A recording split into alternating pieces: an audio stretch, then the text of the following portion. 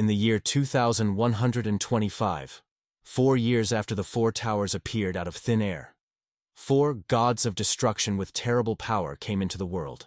Each of them led countless monsters wreaking havoc across the planet. People dubbed them natural disasters, for the sake of survival and continuation of human civilization. The strongest representatives of mankind, the Apostles, decided to unite by launching a tragic counterattack against one of Japan's four natural disasters. On that day, one of the Apostles was able to gain an extremely important victory for the people. It cost mankind countless casualties among apostles and ordinary people. But they did overcome Submission, one of the four so-called goddesses. And the name of the apostle who accomplished this feat was Michael, but he preferred to be called Misha. Among people, Misha was known as one of the strongest apostles. He had many friends and fans and was generally a good person. And he had a girlfriend he was infinitely in love with, and the feeling was mutual. And her name was Molly. She was also one of the apostles. When she learned that her boyfriend was fighting one of the natural disasters alone, she rushed to his aid. But she was too late. Misha managed on his own. Molly had quite a gorgeous body, and yet was not an arrogant fool like most of the apostles. After making sure it was just the two of them, Molly approached our hero and whispered, "Reinforcements are on their way. You will be the hero who defeats one of the four heavenly scourges. A hero shouldn't show his face dirty." The guys, having lost their vigilance, didn't notice how someone crept up from behind and pierced them with a sword. And the person who did it was an apostle named Xiao, Misha's best friend. Xiao was very different from Misha, his title of apostle. He obtained solely through strength. He's never been known for kindness or mercy, and he killed them because our hero stole his glory. He wanted to kill one of the gods. By killing Misha, Xiao wanted the title of hero, and to sully our hero's name by making him Molly's killer. And at the moment when our hero should have felt the incredible pain of the fatal blow, he felt nothing. And a moment later, he found himself in the Academy of the Apostles, where right in the middle of a lecture, he stood up and shouted. And the first thing our hero noticed was the date on the blackboard. March 26th, 2121st year. Misha moved back exactly 4 years. Outraged by our hero's behavior, Professor Wang shouted, "Hey, you seem to have a different opinion about the history of the towers. If you're so smart, tell everyone about the towering era." The professor added angrily, throwing a pen at the boy. Catching her closed eyes, the guy only smiled mockingly. He still couldn't believe he was in the past. He realized this was the perfect chance for him to fix the future. On November 11th, 2111, 4 giant towers appeared out of nowhere. They were followed by a red rain that covered 3/4 of the world's landmass, and all the land that the blood rain had fallen on became uninhabitable. At the time, satellites in orbit collapsed to Earth. On that day, the sky became a no-go zone for exploring and seeking rescue from outside. The aftermath of the survivors restored civilization and order, and then renamed the post-catastrophe modern era the Age of Towers. In a nutshell, that was the whole story of the towers that made the world a living hell. Of course, for this behavior, Professor Wang kicked Misha out of the classroom. For the rest of the day, the only thing on his mind was that the world would end in 4 years. After all, it was the emergence of natural disasters that brought mankind to the brink of destruction. There were 4 disasters in total: subjugation, famine, war, and death. They were like bosses that escaped from the final level of the game, with absolutely overwhelming power, wantonly destroying everything around them. The only ones who can fight them are the apostles. Apostles are the elite of humanity recognized by the towers. They can enter the inner world created by the tower just as if they were entering the game. By accomplishing various missions, they gained power beyond human capabilities to become the Great Wall, the defense of humanity. But after the natural disasters showed their true power, traitors began to appear among the apostles. They obeyed the monsters and became their executioners, killing people. When suddenly, while walking home from the academy, Misha met Xiao. Now Xiao, an ordinary guy our hero was friends with, cheerful and kind. But remembering the past, our hero noticed something in him that he hadn't noticed before. Previously, Misha had helped Xiao do all the housework, thinking that was how to show his friendliness. But now he realized that Xiao was just taking advantage of him. After giving our hero his history book, Xiao said, "Bring it to me tomorrow morning." Looking at his friend smugly walking away, Misha whispered, "Why wait until tomorrow? Tonight will be your last. Let's go to Xiao's country house."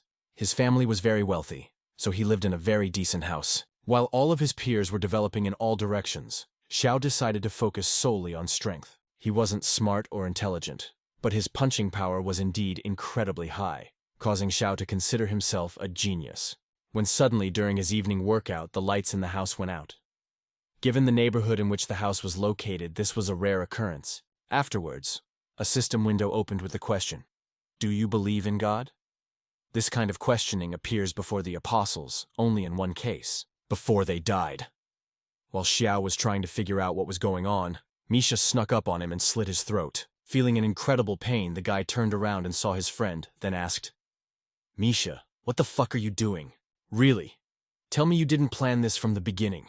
4 years from now, I would have asked you the same thing," replied our hero angrily. Misha simply couldn't let Xiao live without taking revenge after rebirth. He wasn't the kind of saint who would wait for a person to do something bad. He nipped evil in the bud. After Xiao stopped breathing, our hero received a notification. Apostle candidate murder detected. Status transfer. There are 2 ways to become an apostle. One is to bring your strength, dexterity, and soul index attributes to 10 points. This will give you a chance to be summoned by the tower. The second is to kill the apostle, or apostle candidate, with their own hands, stripping them of their status. After killing the Zhao, Misha got the relic chest, which meant only one thing, that killing his best friend earned our hero the status of apostle much sooner than it should have. And after opening the chest, Misha got a unique skill, breath concealment. Effect, reducing the sense of presence by 40%, a perfect skill for stealthy assassination. After receiving a new skill, our hero received another system notification about the discovery of an unknown module. Without a moment's hesitation, Misha decided to upload it. This unknown module turned out to be an innate skill tree. In it, he can edit, replace, and pump his abilities. The skill tree is a disaster module. Misha got it after defeating one of the gods. The fact that an apostle can have at most a few skills, while natural disasters have their own skill tree. Each orb of light is a skill. If the inner world created by the tower is seen as a game, then the apostle is a player, and natural disasters should be considered final bosses. Which means it was because Misha had taken over Xiao's apostle candidate status and re-established communication with the tower. The tower activated the disaster module he had in his possession. No sooner had our hero rejoiced than a system error appeared informing about module damage. Because of the damaged module, Misha's disaster skills are unavailable, only his own. But with a skill tree, he has no limit to the number of skills he can have. And most importantly, he can now edit and pump them up. He'll just need to replace the skills gained in the outside world with the module's skill orbs. And purely in theory, this could turn Misha into a whole new natural disaster. To be honest, it wasn't really necessary. He just wanted to have a similar power to them. After which, Misha got the same notice that Xiao got before he died. Only in this case, it's an invitation to the tower. While I thought long and hard, Misha decided to enter to begin his journey of becoming. The first thing you do when you enter the tower is a test mission for the apostle candidate to see what his power level is. After entering the inner world of the tower, our hero lost consciousness, and he woke up on a passenger plane, flight 444. The flight number itself said that nothing good was to be expected, because 4 is the symbol of death, that the test mission will take place in an airplane of nostalgia. After all, ever since the tower appeared, the sky has been a forbidden zone for mankind. During the test mission, our hero won't have to fight any monsters or pass mazes. It's much simpler than that. Right now their plane is flying through thunderclouds over the sea, and of course, by sheer coincidence, one of their engines is struck by lightning, causing the airplane to go into a dive. The ordeal begins. The main goal of the mission is to survive. In addition to our hero, there were 4 other apostle candidates on board. A pensioner named Mats, senior programmer of Wei, the inmate who was sentenced to death, Derek, and the president's secretary, Melissa. Grandpa Mats and Wei were terrified. It was obvious they didn't understand what was going on, and Derek just looked like a crazy person. But Melissa didn't look like someone who was in the inner world for the first time. Under each seat there was a first aid kit. To reduce the difficulty of the rookie mission, the tower prepared special survival props for the test subjects. There were only 2 items in the first aid kit, a fruit knife and an old parachute bag. Except I agree with the unshakable tower rule, the person who uses it will die. This bag isn't for escape, it's a trap that will cause them to start taking them from each other and then killing them. And in Grandpa Matz's first aid kit was a life jacket and some kind of bottle. It was a bottle of expired coconut milk. Derek had a life jacket and a police helmet. Wei was the least lucky. There was nothing under his seat at all. Misha thought this was strange. Even if the props were hidden, the tower wouldn't miss the preparation of the props. And Melissa, she only had one parachute of excellent quality. And this news she happily shared with everyone else, which was definitely not something you should do if you were her. When he found out she had a parachute, Wei lunged at her, trying to strangle her, screaming that he just wanted to live. But that's when Derek grabbed the guy by the shirt and tossed it aside. But believe me, he didn't do it to protect the molasses. He wanted him to have the parachute. Derek had been convicted of murder and rape, so it wasn't hard for him to kill a man. Well, while the guys were fighting over the parachute, Misha took his parachute. From the very beginning, the girl seemed very suspicious to our hero. When she found out she had a parachute, she immediately told everyone, provoking a fight on purpose. It's pretty brutal, but what's in it for her? Realizing that Derek could cause a lot of problems in the future, Misha decided to do the following. He suggested that the man not fight over Melissa's parachute, but simply gave him his own. They were visually indistinguishable, and the sooner they got rid of that idiot, the better. Derek, however, thought that Misha was just afraid of him and decided to avoid conflict, so he gladly took his parachute, opened the emergency exit, and the man jumped out of the airplane. As he flew, he shouted, "Have a nice trip, you idiots!" This was the first time Misha had met a man who was ready to throw himself into the face of death with a smile. Even though the situation looks absolutely hopeless, there must be a way to escape anyway. The tower always leaves a chance for survival. Since there's no savior on the plane, the only thing left to do is go into the cockpit. Upon entering the first-class area, Misha found another man on the floor who was unconscious. The only thing we knew from the terms of the mission was that there were only 5 people on board. But here comes the 6th, which means there is something else lurking among them. After looking around under one of the chairs, our hero found another container, with one life jacket and a regular life hammer. Because the tower had prepared props for this guy, he was also one of the test subjects. It turns out that one of the participants was killed and replaced by another person. Wei didn't have a container under her seat, and Melissa was way too calm for someone who was in the inner world for the first time. Which begs the question, which one is the killer?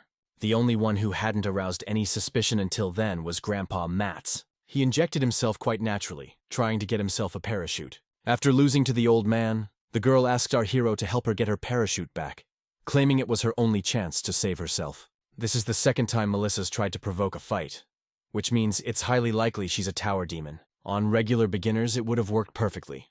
A beautiful sweet girl begging for help. But Misha wasn't a rookie. Pushing Melissa to the side, our hero picked up the rescue hammer and said, "You're a lousy actor. It's clear you want to make us fight and kill each other." But killing her was pointless, so our hero broke down the cockpit door to get to the helm. Only took one blow. Looks like this hammer isn't as easy as it looked at first glance. The instrument panel was on fire, so it was impossible to level the plane. But he noticed something else. The parachute they had been given as a prop was just a trap. But the pilot's parachute was for escape.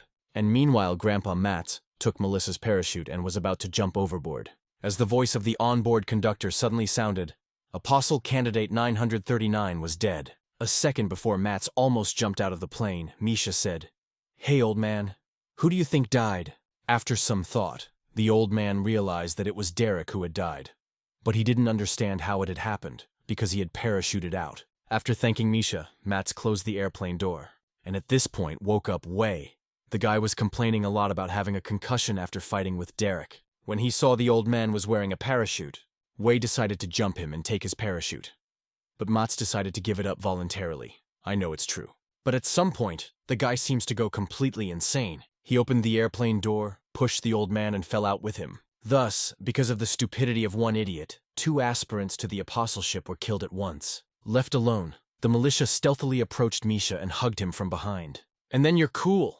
Take me with you." A little embarrassed, Misha replied.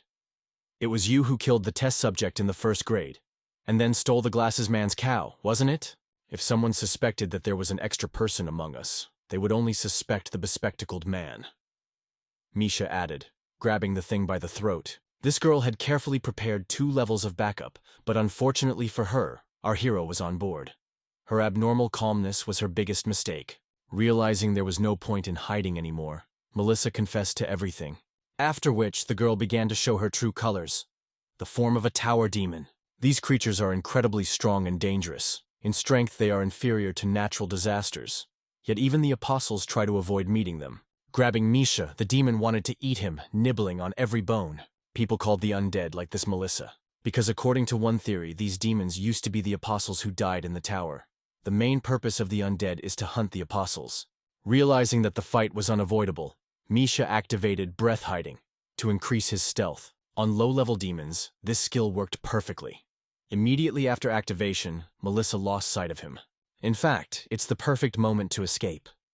But Misha wasn't the kind of person who would just run away from some undead. He always killed demons, even if they outclassed him in every way. That's his creed. Armed with only one fruit knife, our hero lunged at the demon. His only advantage was his surprise attack. For the undead, it was a real surprise that the newcomer had such power.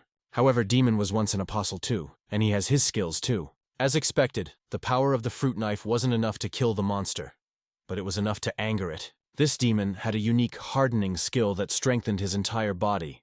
In other words, he had an armored body. Of course, it caused some serious problems, but nothing that Misha couldn't handle. He didn't really want to risk it, but in this situation, there's no other choice. At the moment of impact, our hero activated another skill, Vibration Point. When activated, this skill uses vibrations that cause resonance that destroys the original structure of the object. You might be wondering, how did he get another skill? It's very simple. After his rebirth, he lost the skills he had learned in the tower, but the combat skills he had created himself remained in the depths of his memory. For a moment, the demon was stunned that the newcomer possessed two skills at once, and yet for his armored body, the vibro sharpness was harmless. From all of our hero's blows, the monster was only tickled, but not wounded. Even after a serious combination of blows to vulnerable spots, there wasn't a scratch on the demon. Well, there goes the fruit knife, shattered into little pieces, and now Misha is left without a weapon. Seeing this, the demon said with a smirk on his face, "That's it? I thought we could have some fun." "What a disappointment. You useless scum, go to hell to your mother." The demon angrily added, "Go on the attack." But our hero didn't even think of dodging his attack. He just stood there and smiled. Although there was no visible damage on the demon's body, but the vibration made all over his body micro cracks that are impossible to see with ordinary eyes. And now the only thing left to do is finish what we started. Touching the demon with just one finger, Misha shattered its armored body. When the monster fell apart, our hero with a satisfied face said, "I invented this skill when I was fighting a huge stone golem. Also, if you had an armored body, you wouldn't turn into an undead." But even after losing, the demon laughed like crazy. "You think you won? No. His toys. Someday you'll die and I'll be there for you. Waiting for you inside," the demon added with a smile on his face. Not wanting to listen to any more of this nonsense, Misha simply crushed his head with his boot. For killing E-rank undead, our hero received 800 chaos points. Meanwhile, there were exactly 3 minutes left before the crash of Flight 444, so Misha did not hesitate a second to jump out of the plane. But there was one unanswered question. He'd killed undead before, but he'd never heard of chaos goggles. After completing this mission, an information window opened. Passing grade S. In addition to this, 2 new skills became available to him: Spatial Pocket and Communication Function. On top of that, he gained 1,300 death points, a new item, Life Hammer, and another skill, Concussion. And at the end of the trial, his own level was raised to the 4th level. Now Misha Apostle of the 1st rank. The next morning, the police began their investigation into Xiao's murder. So far, they haven't had any leads on the suspect. Ms. Alice was in charge of the investigation. She is the team leader of the Joint Inspection Department. The only thing they were able to find out was that Xiao was alone in the house at the time of the murder, and that the killer had struck only one precise blow, leaving absolutely no evidence. So Detective Simon, who worked in Alice's department, assumed that the murder was a contract killing by a professional. In all the time that Alice has been in charge of the department, she has learned one simple point: killers always leave a trail. So she had her men search the house for evidence. Xiao's murder was a serious blow to the whole country, for he was one of the most promising students of the academy and the only son of the president of a huge company. And the incident was reported by our hero. Not missing the possibility that he was the killer, Alice decided to talk to him personally. The girl asked various questions about Xiao and his family. She was particularly interested in the relationship between our hero and the dead guy. After asking about a bunch of questions, Alice waited for an answer, to which Misha said, "Everything you're asking me has already been asked by this man. The report said that Xiao didn't show up at the academy today, So the vice principal asked Misha as his best friend to go to his house and find out what happened. Our hero's parents work abroad all year round, as does Xiao's father, which is how they became friends and had passwords to each other's houses. After answering all the police questions, Misha was released. The only request of the police was not to leave the city while the investigation was underway. Yesterday, after what he did, our hero destroyed all evidence that could point to him. As for Xiao's corpse, it's a decoy. In 4 years, the world will end and corpses will roam the streets, so the freaks hiding in the darkness will switch to natural disasters and start killing their own kind. This time, Misha decided to speed up and send all the traitors to the other world one by one. Back home, Misha decided to work out a plan of further action. Since Xiao's dead, Molly's safe now. After the satellites fell, the internet itself disappeared. In its place is now the city's local area network, covered by a transmission tower. Simply put, the internet has now been replaced by a vast network of underground fiber optic cables that people have dubbed the #1 celestial web. And to connect to this network, each person had 3 personal passwords and 1 voice password. Having successfully entered 3 passwords, the system requested a voice confirmation. Sighing heavily, Misha whispered, "I am an unrepeatable nothing." "System error, not loud enough, repeat password." "Stupid machine, I'm an inimitable lowlife," shouted our hero angrily. After which, he successfully tapped into the #1 celestial web and called Molly. The problem was that at this time, Misha and Molly hadn't even met yet, let alone dated. After a few minutes of idle chatter, our hero said he knew her. But Molly asked for some proof, to which Misha whispered, "Dinosaur." That's what her late grandmother had called Molly when she was a child, and only her family knew about it. So when she heard this nickname from our hero, she immediately asked for his address. When I gave Molly the address, she said she'd be here in 22 minutes. Meanwhile, Misha decided to check out how he was doing by opening the characterization window. After completing the rookie mission, all of his stats increased except for luck and charisma, which was quite strange, but there was nothing critical about it. After all, the indicator of charisma is in no way related to appearance, and as for luck, so it has always been an unpredictable thing. And what's really important is the new skill Concussion. When activated, Misha can impose the effect of vertigo on opponents within a radius of 200 meters. Unfortunately, the skills created for our heroes were not displayed in the skills panel. However, the disaster module recognized the skills available for improvement. It suggested replacing the damaged skills with new ones and improving them further. After using up 500 chaos points, the system has upgraded Hiding Breath to Following the Shadow. Now I can see why in the previous life there were no chaos points for killing undead. There was no system for improving them before, and after improvement, the stealth skill adds not 40% to stealth, but 70%. Seeing such a strong growth, Misha wanted to strengthen Following Shadows, or Mind Concussion, but chaos points weren't enough. If chaos points are not enough, they just need to be earned. The most important thing that our hero found out is that after pumping, further pumping is available. After inserting a new skill into the disaster module, the existing one before this skill collapsed and formed a skill fragment. As yet, it wasn't clear what it was for, but it was possible to interact with it, so Misha decided to click on it. After that, the creation window opened. If you have 3 different skill fragments, you can create a new skill with a higher rank. The longer our hero figured it all out, the more he became convinced that his potential was limitless. Jumping on the couch, Misha accidentally dropped his phone on the floor. I guess his luck really is running out, when suddenly someone knocked on his door. Judging by the time, it was Molly who was supposed to be here, and as soon as Misha opened the door, he made sure of it. Molly had a bad habit of kicking people in the face. Misha used to joke that it was her incurable disease. The girl clearly didn't want to talk to our hero. She came to him only to beat him up. Though she failed, she promised that if Misha ever called her dinosaur again, she would trample him to death. Actually, it was odd that she reacted so violently to a childhood nickname. The level of distrust in our hero was so great that Molly even checked the coffee he'd served her. But that's not all. The girl brought along her newest development of mini-bombs in the form of butterflies, trying to smooth things over somehow. Misha said in a cold sweat, "Worthy of scientific and technological genius. I am glad that you have demonstrated technology that is ahead of its time." Even such flattery did not melt the girl's heart. She still treated our hero with caution.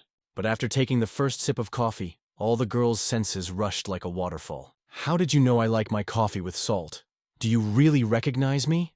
Molly shouted in surprise. "That's who you are? Don't tell me you've come back from the future?" the girl added. The apostle must not reveal the secrets of the tower and the inner worlds to ordinary people, otherwise they would suffer terrible punishment. So Misha could not explain to Molly how he knew everything. But our hero, a very sociable and intelligent guy, he realized that Molly would regard him warily until he got an answer to his question. So getting as close to her as possible, he whispered, I shouldn't have said this, but really, I'm the invisible angel who has been guarding you all this time. And I'm here now because I want to ask you for something in return. Misha added with a smile on his face, and of course Molly didn't believe it. She was a man of science, and not used to believing in anything supernatural, beyond the towers, of course. But to convince the girl of the truth of his words, our hero activated the skill shadow following.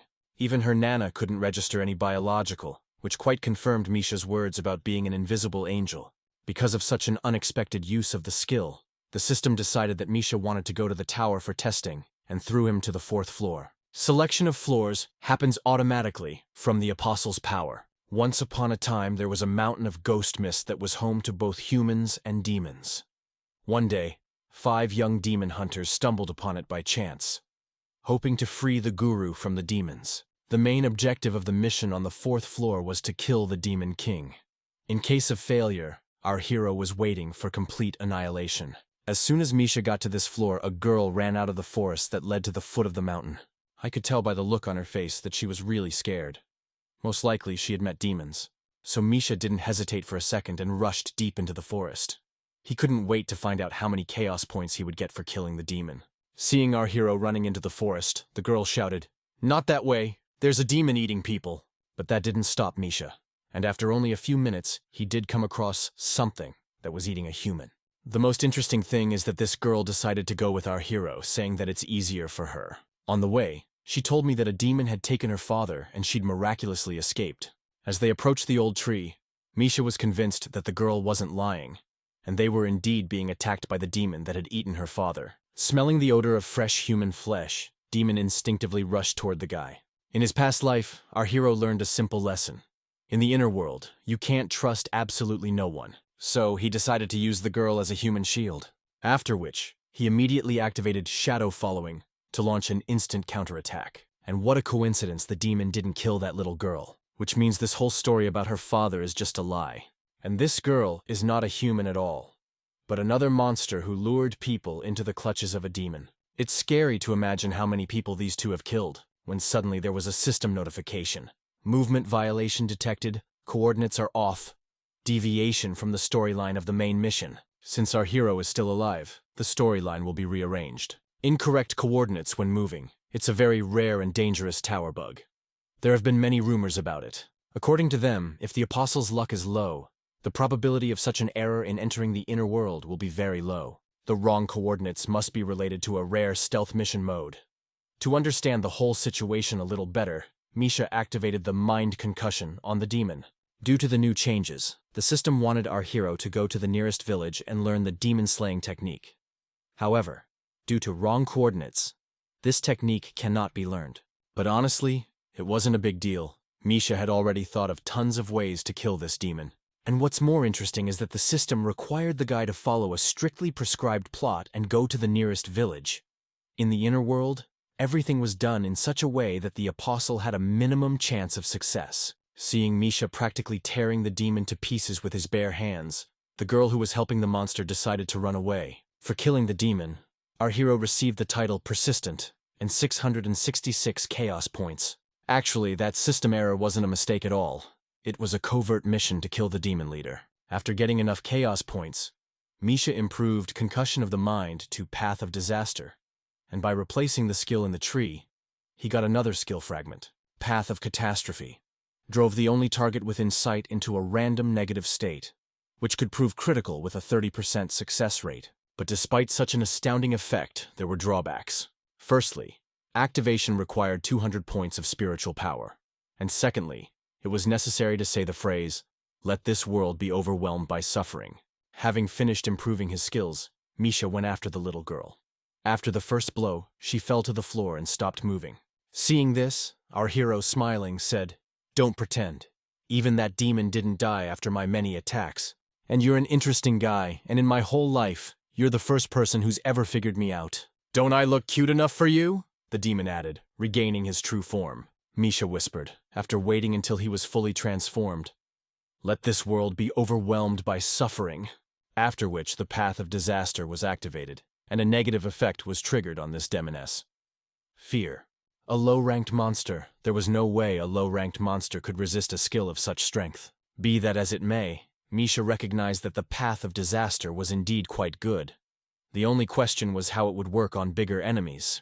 As suddenly behind him, Misha felt an incredibly powerful and evil aura. He turned around and saw an incredibly beautiful woman standing in front of him. Only her ominous aura gave away the fact that she was a demon. When she saw her, the girl demon screamed, "Mom, it was him. He hit me and my brother." After realizing who he was facing, Misha realized he was in huge trouble. With his current level of strength, he wouldn't be able to defeat her. So without thinking, he decided to run away before it was too late. The only chance to defeat her is to go to the nearest village and learn the demon slaying technique. But the red demoness was much faster than Misha had anticipated. Grabbing him, she whispered in a soft and sexy voice, "Your smell is different from those rednecks. You must be so sweet." And all Misha said was, "Let this world be overwhelmed by suffering," reactivating the path of disaster. Except this time, the skill worked in a very strange way. It put a seduction effect on the demoness. And then her voice changed to a more gentle but still sexy voice.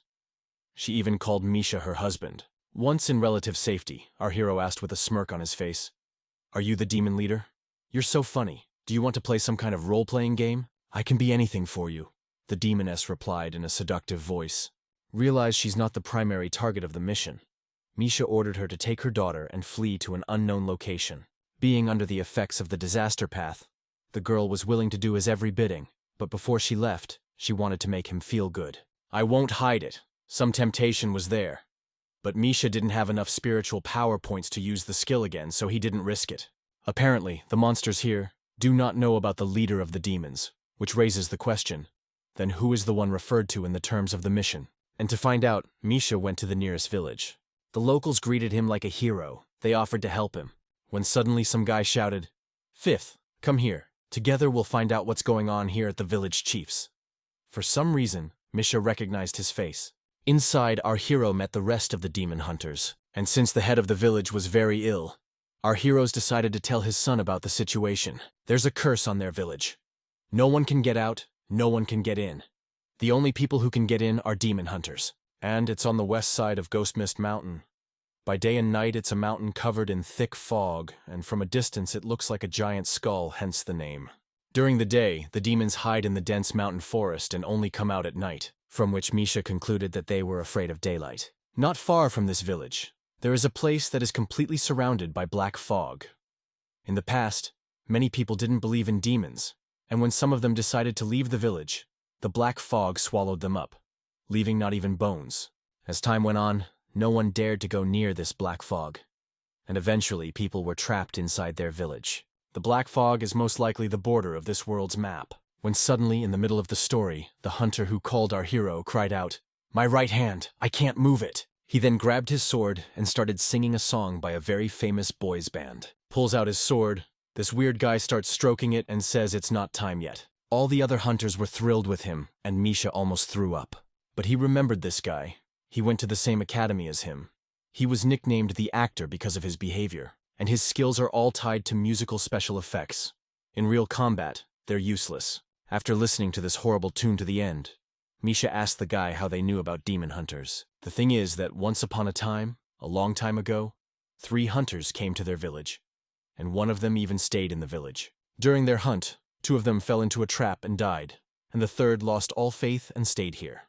Realizing that the surviving hunter is the NPC from whom you can get the demon slaying technique, our hero asked to introduce them. He, as befits all important NPCs, lived at the very edge of the village. No one has spoken to this man for years except for the village chief's son.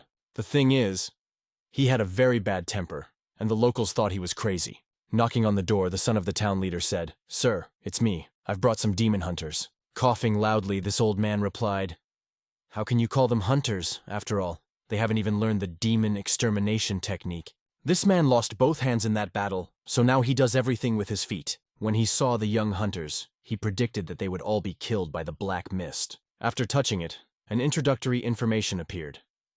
It seems this old hunter once fought alongside the apostles. Now he is just a simple NPC in this world. When suddenly Misha smelled the same odor from the oil lamp as the demon he had met earlier. Before our boys could learn anything, the old hunter gave each a book. It said on the cover, "Secret Demon Technique." No author, no year of publication, nothing but the title. "You've got what you wanted. Now go away and leave me alone," the old man whispered harshly. I can see why no one's talking to him. He clearly lacked social skills. Anyway, he helped them. When suddenly a fog began to gather around our heroes. This meant that night had fallen and the demons were out hunting. And then the actor said, "It's a good thing the mission to kill the demon leader is a group mission. It would have been difficult alone." And while he was fluttering his tongue, one of the huntresses rushed toward Misha, bearing her sword. The point is, this girl saw the demon coming and killed it. The only question is whether she wanted to save our hero, or would have finished him off with the demon if he hadn't dodged. After their team killed the first demon, each of them automatically learned the skill that the old hunter had given them. This technique had a few disadvantages. It only worked on demons and only in this world. When suddenly a huge light aura in the form of a great warrior appeared behind our hero. And Misha himself pointed his blade towards his savior. After that, he struck with a staggering speed, thus blowing off the head of another demon who wanted to attack from the back. Seeing the girl's distraught face, Misha whispered with a smile on his face, "I guess now we're even." After killing the demon, an information window with various rewards appeared. The most surprising thing was that in addition to the various system rewards, there was a piece of meat. Now it all makes sense. NPCs hunt demons for food.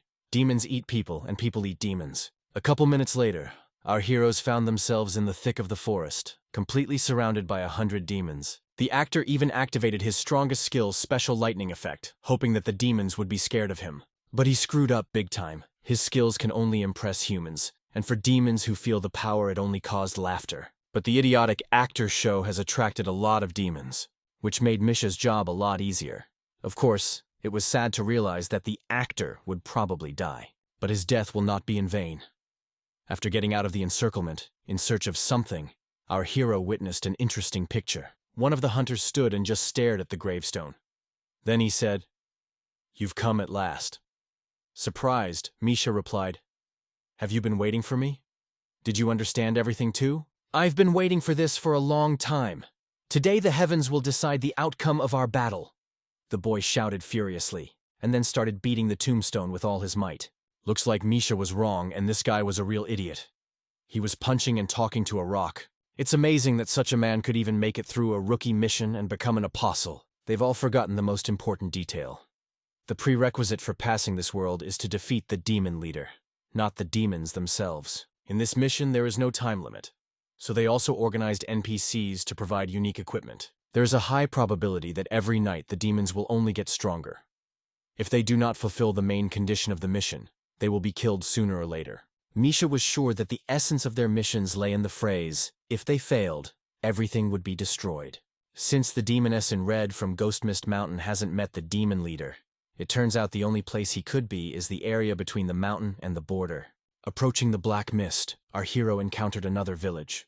It was called the Village of Shadow Puppets. The locals in this village were no different from those Misha had met before. Except for one interesting point, they weren't afraid to leave their homes at night for fear of being attacked by demons. After asking the village headman about it, the elder told him that once upon a time, long ago, they had a hunter with circumcised hands, who made each resident an amulet in the shape of a cropped demon skull. When Misha heard this, he ran out of the village without a second's hesitation and began to run further, towards the black fog. After hearing the story of the hunter with the circumcised arms, our hero had one very interesting theory.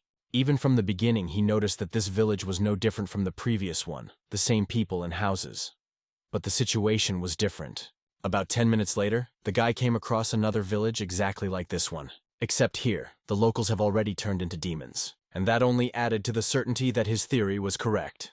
Activating Following the Shadow, Misha decided to deal with the local demons quickly. Luckily, killing them was quite easy, and they hadn't fully reincarnated yet, so their abilities were at an incredibly low level. Killing them didn't require activating the demon-slaying technique, but even after killing them, the demonic aura continued to accumulate, which meant these creatures were half human, half demon. And after that, the puzzle was complete.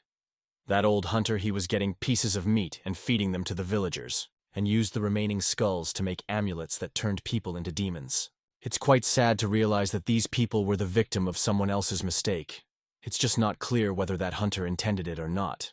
But anyway, hunting half-humans was less of a threat, which made them perfect targets for scoring points. For killing each half-human, Misha got quite a few chaos points, which he'll need to defeat the demon leader in the future. The more Misha moved toward the black fog, the more new details he recognized.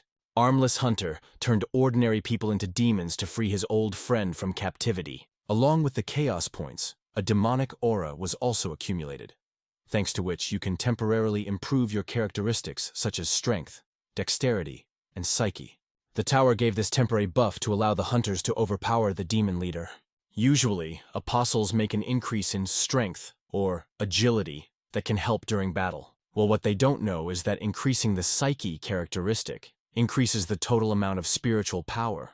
And for apostles who rely on their skills, the constant use of skills is the best guarantee of being protected. Meanwhile, the actor and his groupie got out of the encirclement and tried to escape the demons. As soon as the hunters left the house of Bezrikov the hunter, they split up, these two together, and each on his own. But then the guy who fought so desperately against the rock came running toward them. Seeing the reinforcements, the actor thought that now they would be able to defeat the demons that were chasing them. However, the second hunter simply ignored him and continued to run deep into the forest. And he did so because he was followed by a large group of demons. With these three, it's clear. They're just idiots who can't do anything. But what about the others? The huntress who saved Misha accidentally fell into the traps of the demoness in red and her daughter. Seeing how many of her brethren she'd killed, the little demoness wanted to smash her head in with her club. And she would have done it if Misha hadn't intervened. Having met these demons once again, our hero's skill triggered automatically and resumed its effect. With complete indifference in your voice, Misha, ask, "What do you know about an old demon hunter named Sartan?"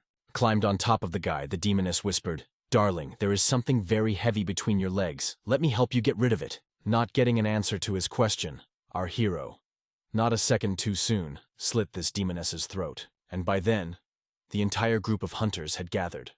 But our hero was alarmed by something else. After the murder, he did not receive any reward.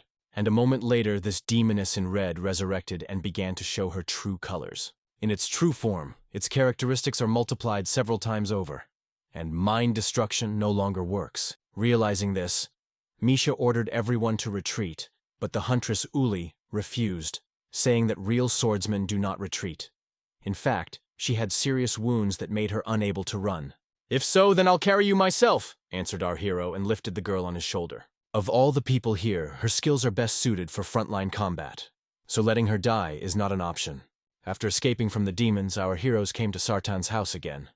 Or rather, Misha brought them here. The actor thought they were here to ask for help since they couldn't handle it themselves. When they went inside, all they saw was an empty bed. Apparently he left right after he kicked our heroes out. The old man had taught them the demon-slaying technique, but the most common version, which was only good for killing weak demons. But while they were wondering what to do, the demons had already come running to the old hut, led by the demoness in red, her daughter. But Misha thought it through, and told them to just close the door, to which our hero casually replied, "Are you idiots? Have you forgotten the clue? Lock your doors at night." In other words, other people's homes with closed doors, an inaccessible fortress for demons that they can't enter. After dressing the wounds of the Ulu, Misha laid her on the bed to rest. He wanted to treat more serious wounds with demon fat, a unique medicine found in this world. The description said that this ointment could accelerate the healing of physical wounds. After application, the lemon fat began to take effect instantly. Uli's wounds began to heal. But along with that, she began to have an intense fever. Even the heat coming from the lamp was causing incredible pain. So at the girl's request, Misha put it out. And meanwhile, the armless hunter came to the two abandoned graves where his partners lay. The resurrection ritual could only be performed on a bloody full moon. But for the ritual to succeed, the dead must be replaced by the living. All the previous night, our heroes spent the entire previous night in the house of the same old man, hiding from monsters. Misha woke up before everyone else, from the sunlight that shone directly into his eyes. And what was his surprise when he saw before him Sartan sitting on the bed. After waking the others, the old man kicked them out of his house. The actor wanted to go back to the house and get revenge on the old man for giving them the low-level demon-slaying technique. When suddenly our hero said, Have you ever wondered why he gave us that particular version? First, he wants to protect those two demon girls, and second, before he finished, the actor shouted enthusiastically, "Wait, so the old man here isn't wimpy? Because you brought us to his house." With a heavy sigh, Misha replied, "Didn't you see the description of the doors in the village?" For some reason, the only house in the entire village that was available to them was the old demon hunter's house. While everyone was trying to figure out what our hero meant, Uli asked to be added as a friend, after which Misha received a system notification that he was being friended. After completing a rookie mission, the apostle opens a special mission chat room where they can chat as they pass through the various floors. The more experienced apostles use this account to coordinate their actions on higher floors where missions are more risky. For what it's worth, Misha accepted a friend request from Street and Actor, just in case, when suddenly the locals ran to the guy and started thanking him for fighting demons for them. The Actor wanted to tell the truth that he had done nothing, and it was the merits of his colleagues. But Misha and Uli disappeared. But it doesn't matter now. As a token of gratitude, the man gave the Actor white balloon. It turned out to be a rare magical artifact called Demonic Aura Core. It can absorb a certain amount of demonic aura. And meanwhile, Misha walked around the village for more clues. Last night, he spent most of his chaos points slaying demons. Thinking about what to do next, the thought crossed his mind. What if the demon extermination technique was added to the disaster module? And to his surprise, it worked. 10,000 chaos points were required to improve this skill. Also, due to some peculiarities, Misha had to leave this world to start editing it. But a noise in a neighboring field caught his attention. When he got there, he saw his partner trying to destroy the tombstone again. It seemed idiotic at first glance, but Misha noticed something interesting. Because of the temporary amplification of the psyche characteristic, his understanding was sharpened. And he noticed a black mist coming from the cracks of this stone, so our hero offered his help. At that moment, Misha realized he'd been ignoring this guy for nothing. It's not yet clear exactly what secret this grave is hiding, but that it's something important, that's for sure. Myth Tombstone with the first strike. Hunters received system notifications of the discovery of a side quest. The plot of the legendary hunter. To successfully complete this quest, it was necessary to find all the remaining red jade. And as a reward to get the skill Demon Eater, after some thought, Misha suggested to his new friend that we go for a walk in the mountains. Last night, the Sartan was not in the village, so he decided to go around Ghost Mist Mountain again. The only place he could go at night was the top of the mountain. As they walked along, night fell, and Misha got confirmation of his theory. Demons that were D-ranked yesterday have become C-ranked, with more powerful attacks. The more they stay in this world, the more unfavorable the situation will be for them. To get to the top of the mountain, from the first one they need to overcome the misty forest. If by chance they run into those two demons, they will have serious problems, because only the partner is able to do something with them. At some point, Misha had a feeling that something was wrong, but he didn't realize what it was yet. Therefore, he decided to get to the top of the mountain as quickly as possible before it was too late. After a while, they finally made it to the top of Ghost Mist Mountain. The clearing that was here was completely covered with flowers called red spider lily. According to legend, this flower only grows at the border where yin and yang intersect. These flowers are most likely the source of the so-called curse. As suddenly, Misha saw Molly with a huge hole in her chest begging for his help. But that wasn't all. On the other side, he heard a very familiar voice that he hadn't heard in a very long time. Turning around, he saw his dead sister, who asked him why he hadn't saved her. This place made Misha relive the hardest moments of his past life. Fortunately for our hero, he has invested chaos points in his mental power, so such an illusion is not enough to make his heart tremble. Coming to his senses, Misha felt that all the energy that filled this place came from the two graves. Realizing that he had barely gotten out with his high level of mental power, he worried that something had happened to his partner. But on him, these attacks don't work. And it's not because his psyche is at a high level, he's just an idiot. When suddenly he said, "I may not be the strongest or smartest, but I can feel you." And at that moment, the Sartan appeared. "Not bad. You were able to spot me when I was hiding my breath. Even though you have found this place, you will not live." Realizing that his partner is the only person who can deal with the curse, Misha entrusted him with the destruction of the graves, while he himself decided to take care of the armless hunter. The headman's son said that 3 hunters once came here, and 2 of them were killed by demons. Taking out his knife, Misha said, "That's funny, Mom and daughter. How did they become demons?" They were the daughter and granddaughter of this armless hunter. In his lifetime, top-notch demon hunters. Now, Sartan's motives are understandable. He wants his lost family back. The man was willing to kill anyone for his family for one reason only. Those who set foot on this cursed land are already dead. If that's the case, why are you still alive? Misha asked haughtily. Sartan replied, Foolish boy, how do you know if I'm alive? You're strong, but you made the mistake of thinking you could beat me. I'll let you in on a secret. My darling girls weren't killed by a demon. 10 years ago, there weren't as many demons on Ghost Mist Mountain as there are now. When my girls exterminated all the monsters, they started to be corroded by the demonic aura, so they became demons. The only way to bring them back is to create new, more powerful demons to replace them and maintain the curse. It turns out, the old man was deliberately creating demons out of the locals so that some hunter could replace his kin. Initially, the old man assumed that this hunter would be Misha, but since our hero revealed his secret, he wanted to kill him.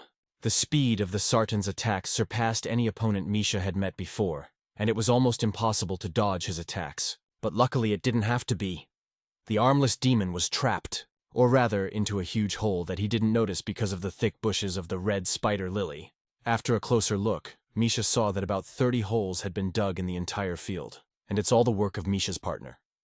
When our hero asked, why did he dig them up? I can't find them. They're gone. I've already searched everywhere, the boy said with a puzzled look on his face. The graves were empty, which means no blood jades. So the Pax began to dig up the ground to find them. By the way, Pax is the name of that weirdo. Hearing our heroes talk about the blood jade, the armless demon got out and said, It was made from the essence of my daughter's blood. It is not only the key to maintaining the construction, but also keeps her alive. Continuing his attack, Sartan added, Just tonight do 2 things for you. First, I left you my house, and second, I re-hidden the blood jade elsewhere. I've read everything. Seconds before the demon nearly killed Misha, Pax stepped in and stopped it with his bare hands. This guy had speed and strength, but he lacked intelligence. Because of that mistake, he lost his arm. Even though he was so badly wounded, the guy didn't even think about backing down. After gathering all the demonic aura he could accumulate, Pax took on the form of a demon, and bit Demon's neck with all his might. As dumb as he was good at fighting. Shoving Pax away, the demon shouted, Are you a complete idiot? Biting a demon? Yes, you are right, he is, but underestimate him. Thanks to him, you will lose. Attacking from behind, said Misha, and then plunged his knife with all his might into the back where the heart should be. But such a blow to the Sartan was harmless. Demon-slaying techniques only effective against low-rank monsters. And our hero knew about it. He attacked the demon with another purpose, to get the blood jade that was hidden inside the demon's body. By doing so, he completed the side quest, the legendary hunter's intent.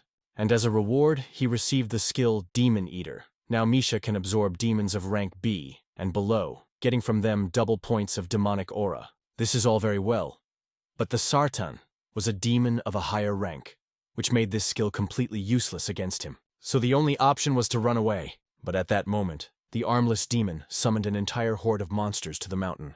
He wanted revenge on Pax for biting him and Misha for stealing his blood jade. But this was exactly what our hero expected.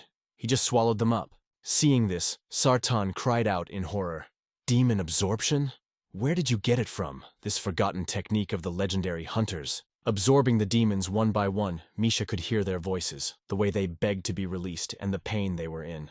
At some point, their negative emotions began to envelop our hero's soul. When he activated the demon absorption, he didn't take into account one thing. The peak of Ghost Mist Mountain was the point where yin and yang met.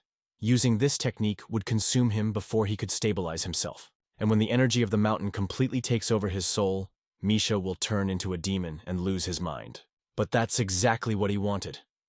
Our hero wanted to become half human and half demon to finish off the Sartan. It was amazing that Misha was able to control the energy of this place and not turn into a demon completely. Although they are now equal in strength and speed, but without a high-ranked demon-slaying technique, it will be impossible to kill Sartan. Realizing this, Misha smiling said, You're smart. I'm not arguing. But who told you that exactly I would kill you? And after saying that, the Bezrukov demon was attacked by a mob of monster that he had summoned. Ordinary demons don't need any skills to kill their own kind. So our hero simply ordered them to attack the Sartan. After the death of the armless demon, a notification appeared, informing that next night, normal demons will be promoted to rank B. On the one hand, it seriously complicated the quest. But on the other hand, Misha would be able to absorb them and get more of the aura of demons. But since this is a team assignment, you have to think not only of yourself, but also of your comrades, most of whom were seriously wounded. The only way to get out of here alive is to absorb all possible demons as fast as possible and kill their leader. After devouring the crowd of monsters, our hero filled the demonic aura scale to over 87%, and as a reward, the system upgraded his blade, unlocking a hidden form of the demon decapitation blade. And after saturating his sword with demonic aura, Misha upgraded it to demon destruction blade, which gave a 0.1% boost to the demonic aura buff. Though not a small improvement, it was perfect for our hero's future plan. Meanwhile, at the foot of the mountain, in the misty forest, the actor was in sweat, fighting the demon soldiers, so the news that they would be stronger from the next night didn't make him happy. When suddenly, he got a message from our hero. When he opened it, the guy froze in horror. Cold sweat began to appear on his face. That same evening, there was a massacre in one of the villages. And it wasn't demons. It was Wooly who did it. She wanted to buy demonic aura core from the locals, but they refused her, so she killed them. And Nini, the actor's girlfriend, was just hiding the whole time. The girl did not disturb her because she was afraid something would kill her without thinking. Of course, it was incredibly cruel of the street, and I don't know why she did it. And as night fell, the daughter and granddaughter of Sartan came to this village, bringing with them a whole army of demons. It would have taken them a long time to find our heroes if it wasn't for the strong odor of blood. Seeing the demoness in red, Umi didn't think for a second and attacked her head-on. It was hard to tell what she was thinking at that moment, but that wasn't the most important thing. What was more interesting was that the Nini had attacked her from behind, and the reason is very simple. It wasn't really Umi who killed all those people, it was Nini who did it. All this time, the girl pretended to be stupid. In fact, she was much stronger and smarter than all her companions. Although Umi's wound was very serious, it was not fatal. However, she was rapidly losing blood. Luckily for her, that's when Misha came in and saved her a second time. When he caught her, he whispered, "Fool, you shouldn't have put all that into strength. You should have put a little more into agility." When the demoness in red saw our hero, she turned on him. She wanted to rip his head off for humiliating her. And her daughter just wanted to kill him because she saw him as a serious danger to herself and the other demons. It would seem that without special skills, it would be suicide to get into a fight with them. But Misha had a plan. He even let the little girl climb on top of him so she could feel the closeness of her triumph, and then take that feeling away from her in a heartbeat. Returning from Ghost Mist Mountain, Misha brought his friends with him. Pax bit the little demoness and threw her off our hero. He also brought with him a whole army of monsters that Misha had summoned. Completely obeying the will of our hero, the demons that came from the mountain began to fight other demons. When the demoness in red saw this, she realized that Misha was no ordinary hunter. She wanted to know who really.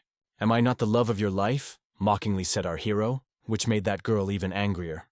It was much better when she liked him. Of all the demons here, the only one they can't kill is the demoness in red, which means she's the demon leader. However, when the demonic aura points reached 50%, his sword improved to Demon Slaying Blade. Misha realized that the secret of the mission was hidden in its name, and it was given in order to kill the demon leader. Even though his blade is capable of defeating her, Misha was only pumping the psyche characteristic. He simply doesn't have enough strength to kill the boss. And since this is a team quest, our hero left the main objective of the mission to his partner. Loss of our hero for the team meant almost instant loss. However, Misha shared all the secrets with the actor in that message. Because of Misha's death, the demons he brought from the mountain were no longer in control and attacked the hunters. Speaking of which, among all the hunters, Nini was the only one who pumped her sword. She wanted to use her comrades as human shields and finish off the demon leader. When suddenly the actor said, "Maybe our first meeting was in this world. But in reality, I've been on stage my whole life, and never in all that time have I met a cuter groupie than you. I'll do anything to protect my favorite fan." Whereupon the boy cast aside his fear and rushed off alone to fight a mob of demons. Of course, Nini pretended to be worried about him. But in reality, all this time she was only pretending to be his fan, so that she could sacrifice him to the demons at the right time, and top the ranking table. While Pax and the actor were fighting the usual demons, the girl finally decided to take on the demoness in red. By the way, Misha and Uli are still alive. The demoness placed them in a special cocoon of poisonous hair so that their deaths would be long and agonizing. Refusing to be trapped with Misha in this death trap, Uli asked him, why did he drag her here? Because her blade had also improved to Demon Destruction Blade, and she could very well have killed the demon leader. To kill a demon leader with a demon-destroying blade? Don't be ridiculous.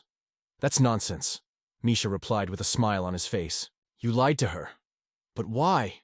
Uli asked in surprise.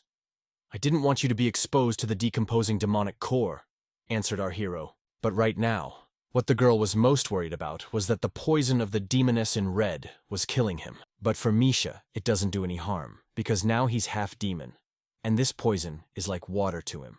At this point, Uli tells our hero that it wasn't really her who killed all those people, but Nini for the demonic nukes. I know. I had it all figured out. But why didn't you tell the others? Smiling whispered our hero. Why should I have to justify myself to anyone? Uli replied indignantly. Perhaps you are right, but then why did you justify yourself to me? Coming to the girl to himself even more strongly, answered Misha. Meanwhile, the Nini was desperately trying to fight the demon leader. Even though her dexterity scores were maxed out, there was no way the girl could hit the monster. Meanwhile, the demons were beating up the actor, with the guy defiantly screaming in pain.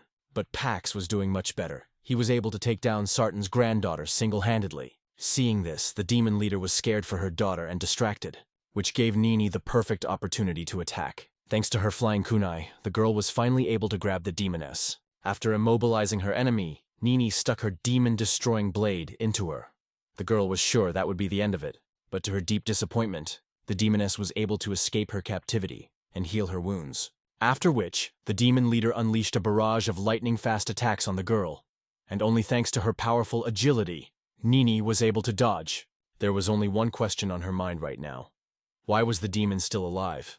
And at that moment, the hair cocoon, in which Misha and Uli were, burst, and our heroes got out. Nini realized that our hero had just tricked her by saying that the demon-killing blade could kill the demon leader. She also guessed that Misha had allowed herself to be grabbed, so that the demoness's hatred would be directed entirely at her. But despite all this, she decided to continue playing dumb. Running past the guy, she said, My agility is in the peak, but I couldn't get to it. We need to retreat immediately. And in return, the street tried to kill her by stabbing her in the back. Dodging, Nini said through laughter. Fool, you'll never keep up with my speed. The demon leader is on his way to you. Even though you're a vile creature, thank you, Misha whispered snidely, holding the completed blood jade in his hands. Meanwhile, the girl's demonic aura scale was already 99% full. Destroying the completed blood jade, Misha added, They can't be killed because their source of power is outside the body. After which, the bodies of the demons began to develop like ashes in the wind, which meant our hero had completed another side quest, freeing the souls of those poor girls from the curse. When the girl in red regained her humanity, she cried and said, Thank you, friend. And as a reward for the completed quest, Misha received only a small increase in charisma and the sincere gratitude of the demons. Seeing the demons scattered, Nini shouted, So you had a way to kill the demon leader all this time? Demon leader? Who told you she was the demon leader? Was it him again? Misha replied with a smile, but there was no message about the completion of the main mission. Meanwhile, the demonic aura scale, Nini, was slowly but non-stop moving towards 100, wanting to find out where the real demon leader was hiding. The girl decided to bribe Misha with her huge eyes. She promised, for this information, to fulfill his every request, saying that her mouth was capable of performing hundreds of different techniques. Seeing this, Uli almost fainted with shame, though not long ago she had tried to do so herself. And to her surprise, Misha agreed. He promised to tell her where the demon leader was if she did something. Nini was incredibly pleased with herself, that she had been able to bribe a man like Misha with her form. But here was our hero's request of a very different nature than she had thought. Getting as close to her as he could, he asked that she turn into a demon leader. Of course, such a request seemed absolutely insane to her. But the fact was that her demonic aura scale was 100% full, which meant she would turn into a demon, just as she had with the daughter and granddaughter of the Sartan. After learning that the demoness in red used to be a human, Misha immediately realized that by filling the demonic aura scale completely, the hunter would turn into a demon leader. Trying to figure out what was going on, Nini tried to open the rating window, but I couldn't. You see, the tower created this interface for apostles, and you are already the boss of this world demon leader, said Misha. When they first entered this world, there was a clue. They carried demon-slaying blades capable of killing demons and bringing a faint light to Ghost Mist Mountain. In other words, each hunter has his own blade for killing demons. Who kills with it? the demonic aura points are transferred to him. The actor exchanged blades with the Nini to set her up. This was all Misha's plan all along. He realized long ago that Nini was not who she said she was. In short, one of them would have to become the demon leader to complete the quest. And the girl was perfect for the role. She would still kill all the hunters as soon as there was the perfect moment. In the end, the demonic aura completely engulfed the girl, turning her into the boss of this level. Meanwhile, the actor dealt with all the demons that attacked him. I have to admit, it wasn't as painless as it appeared from the start. Even his acting skills came in handy. At the moment of transformation, Nini fought the demonic essence within her. She repeated, "I am the apostle, I am the apostle." But she couldn't resist for long. And in the end, she completely turned into a demon, eager to destroy everything around her. One problem solved, the demon leader has been found. But the question is, how do we kill him? But here it's very simple. You need to accumulate as many demonic aura points as possible to temporarily increase your stats. The moment the actor wanted to fight them, the demons started committing mass suicide. Of course, it looked very strange and raised a lot of questions. The explanation is simple. Misha took control of them and ordered them to commit suicide, and then activated the demon absorption skill. After all, killing manually one by one is too long, and they don't have that much time. Such a method would gather the right amount of demonic aura very quickly. However, it turned our hero into a full-fledged demon. When Boss saw this, he laughed and shouted, "You fool, you set me up to become a demon yourself." After which, the demon leader began to consume the world. And when I say this world, I don't just mean people and villages, I mean everything that's here. The lust to devour everything around you is one of the main traits of this demon. When suddenly trees and huge boulders started flying up into the sky. And it wasn't the demon leader doing it. People have a limit in the 3 basic characteristics of strength, agility, and psyche. This limit is also called shackles. Nini pushed herself to the limit of human capabilities when she started pumping everything into one characteristic and got to the peak. Only by breaking through the shackles can a person overcome the threshold of human power and reach a new level and become exceptional. In his previous life, Misha had already broken the shackles, so it wasn't much of a problem for him. And being a demon leader, Nini thought she could break the shackles too, and surpass herself by maximizing her powers. But even after destroying the shackles, Misha couldn't surpass the boss. He could only equalize with him in strength. But in this situation it was more than enough. Our hero's strength was not enough to deal with him alone. However, he had other options. Thanks to his psyche, he unlocked the skill telekinesis, and that was his greatest asset. Instead of engaging in an unequal fight, Misha simply unleashed a mountain of ghost mist on the demon leader. Now that the boss was busy holding back a huge mountain, our hero had an advantage, which meant it was time to finally complete this quest. I can't believe this is it. Here, it was the kick that would finally get them out of this damned place. Luckily, one hit with the demon-killing blade was enough to cut off the boss's head, after which, a system notification about successful completion of the main task appeared. And as a reward for that, Misha received a total of 650 chaos points. Although it was quite easy to destroy the shackles with increased characteristics, but his body was not ready for such loads. When suddenly, the boss's severed head started flying in his direction. She then turned into a mask and put it on Misha's face herself. And it's not just a mask. It's an incredibly rare parasitic growing outfit called Rage. One of the features of this equipment is that it became one with its owner, like an arm or a leg. Falling from a height, Misha felt very dizzy. His body was too exhausted and he was losing consciousness. But luckily for him, the mission was over. Passing grade SSS. After the experience points were awarded, the system notified us that our hero had raised his level to 8th. In this regard, all characteristics were slightly improved. There was also 1,500 death points, and an item, special demon fat, and a new skill, fast running. But that's not all. For completing the hidden quest, Misha received a red and white spiritual card. It's an extremely rare spiritual card that can yield psychic weapons. To quickly recover his body, the system suggested our hero spend death points, and he didn't hesitate to agree. It took 450 death points to recover. After a full recovery, the tower brought Misha back to the real world. When he woke up, he saw a worried Molly who whispered curiously, "You've been gone exactly a minute." Our hero hoped that in this way he could prove the truth of his words. Even though Molly was interested in him, she still didn't trust him. But Misha didn't expect more than that. He knew she wasn't the type to just let people into her life, much less people like him. When suddenly Molly said, "Anyway, you're certainly an interesting subject," Misha replied, playing dumb. What kind of subject? I am your angel, and it is time to reward me. Dinosaur, I want to ask you something. To make a dagger of star steel for me, Misha whispered in a rough and commanding tone, pinning the girl to the sofa.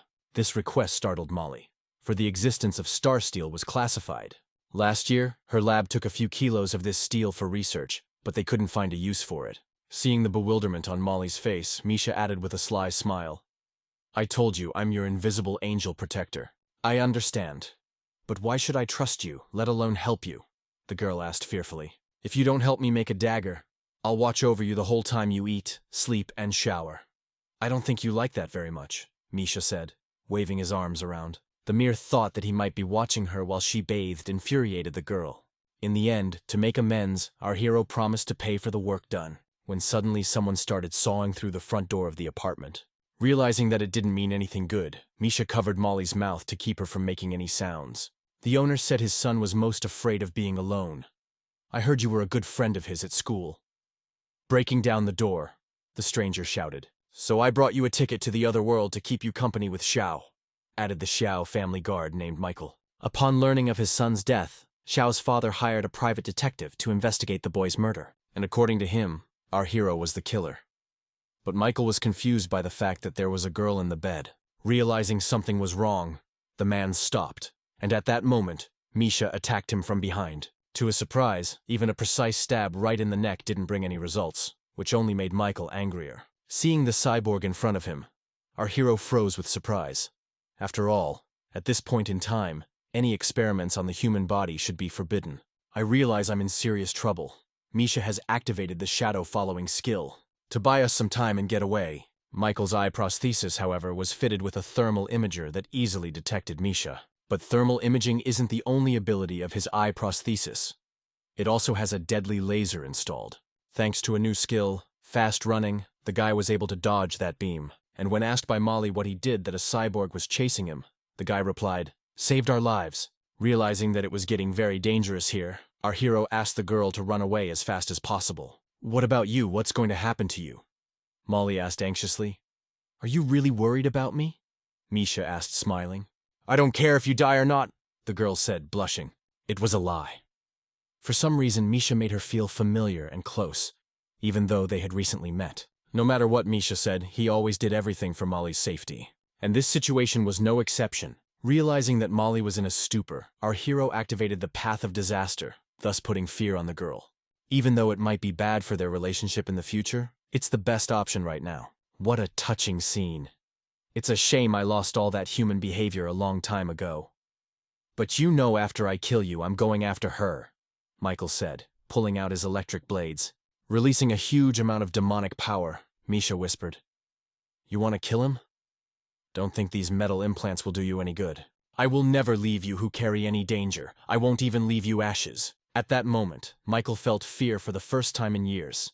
It was not something that could happen to him, because he had lost all his senses long ago. Seeing that his opponent was in confusion, our hero began to improve all his skills. During the previous quest, Misha has accumulated enough chaos points to pump up all his skills. Of course, it was incredibly frustrating to waste all the points accumulated, but the situation demanded it. After the skill boost, Michael scanned Misha and saw no change. So I figured our hero was just bluffing, trying to buy more time for the Molly. Fully confident of his superiority, Cyborg went on the attack. To his surprise, he couldn't even touch Misha.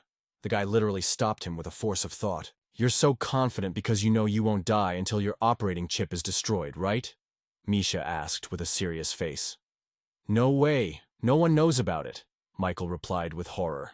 Usually the operating chip is under layers of armor. It would be incredibly difficult to get it out. However, Misha had prepared for it. Misha can't break the armor with his own strength, even with his enhanced performance. So he ordered his smart house to activate the self-destruct protocol. Is a unique protocol that Misha registered as soon as he moved into this apartment. The logical question arises, how our hero will survive this explosion, and everything is very simple.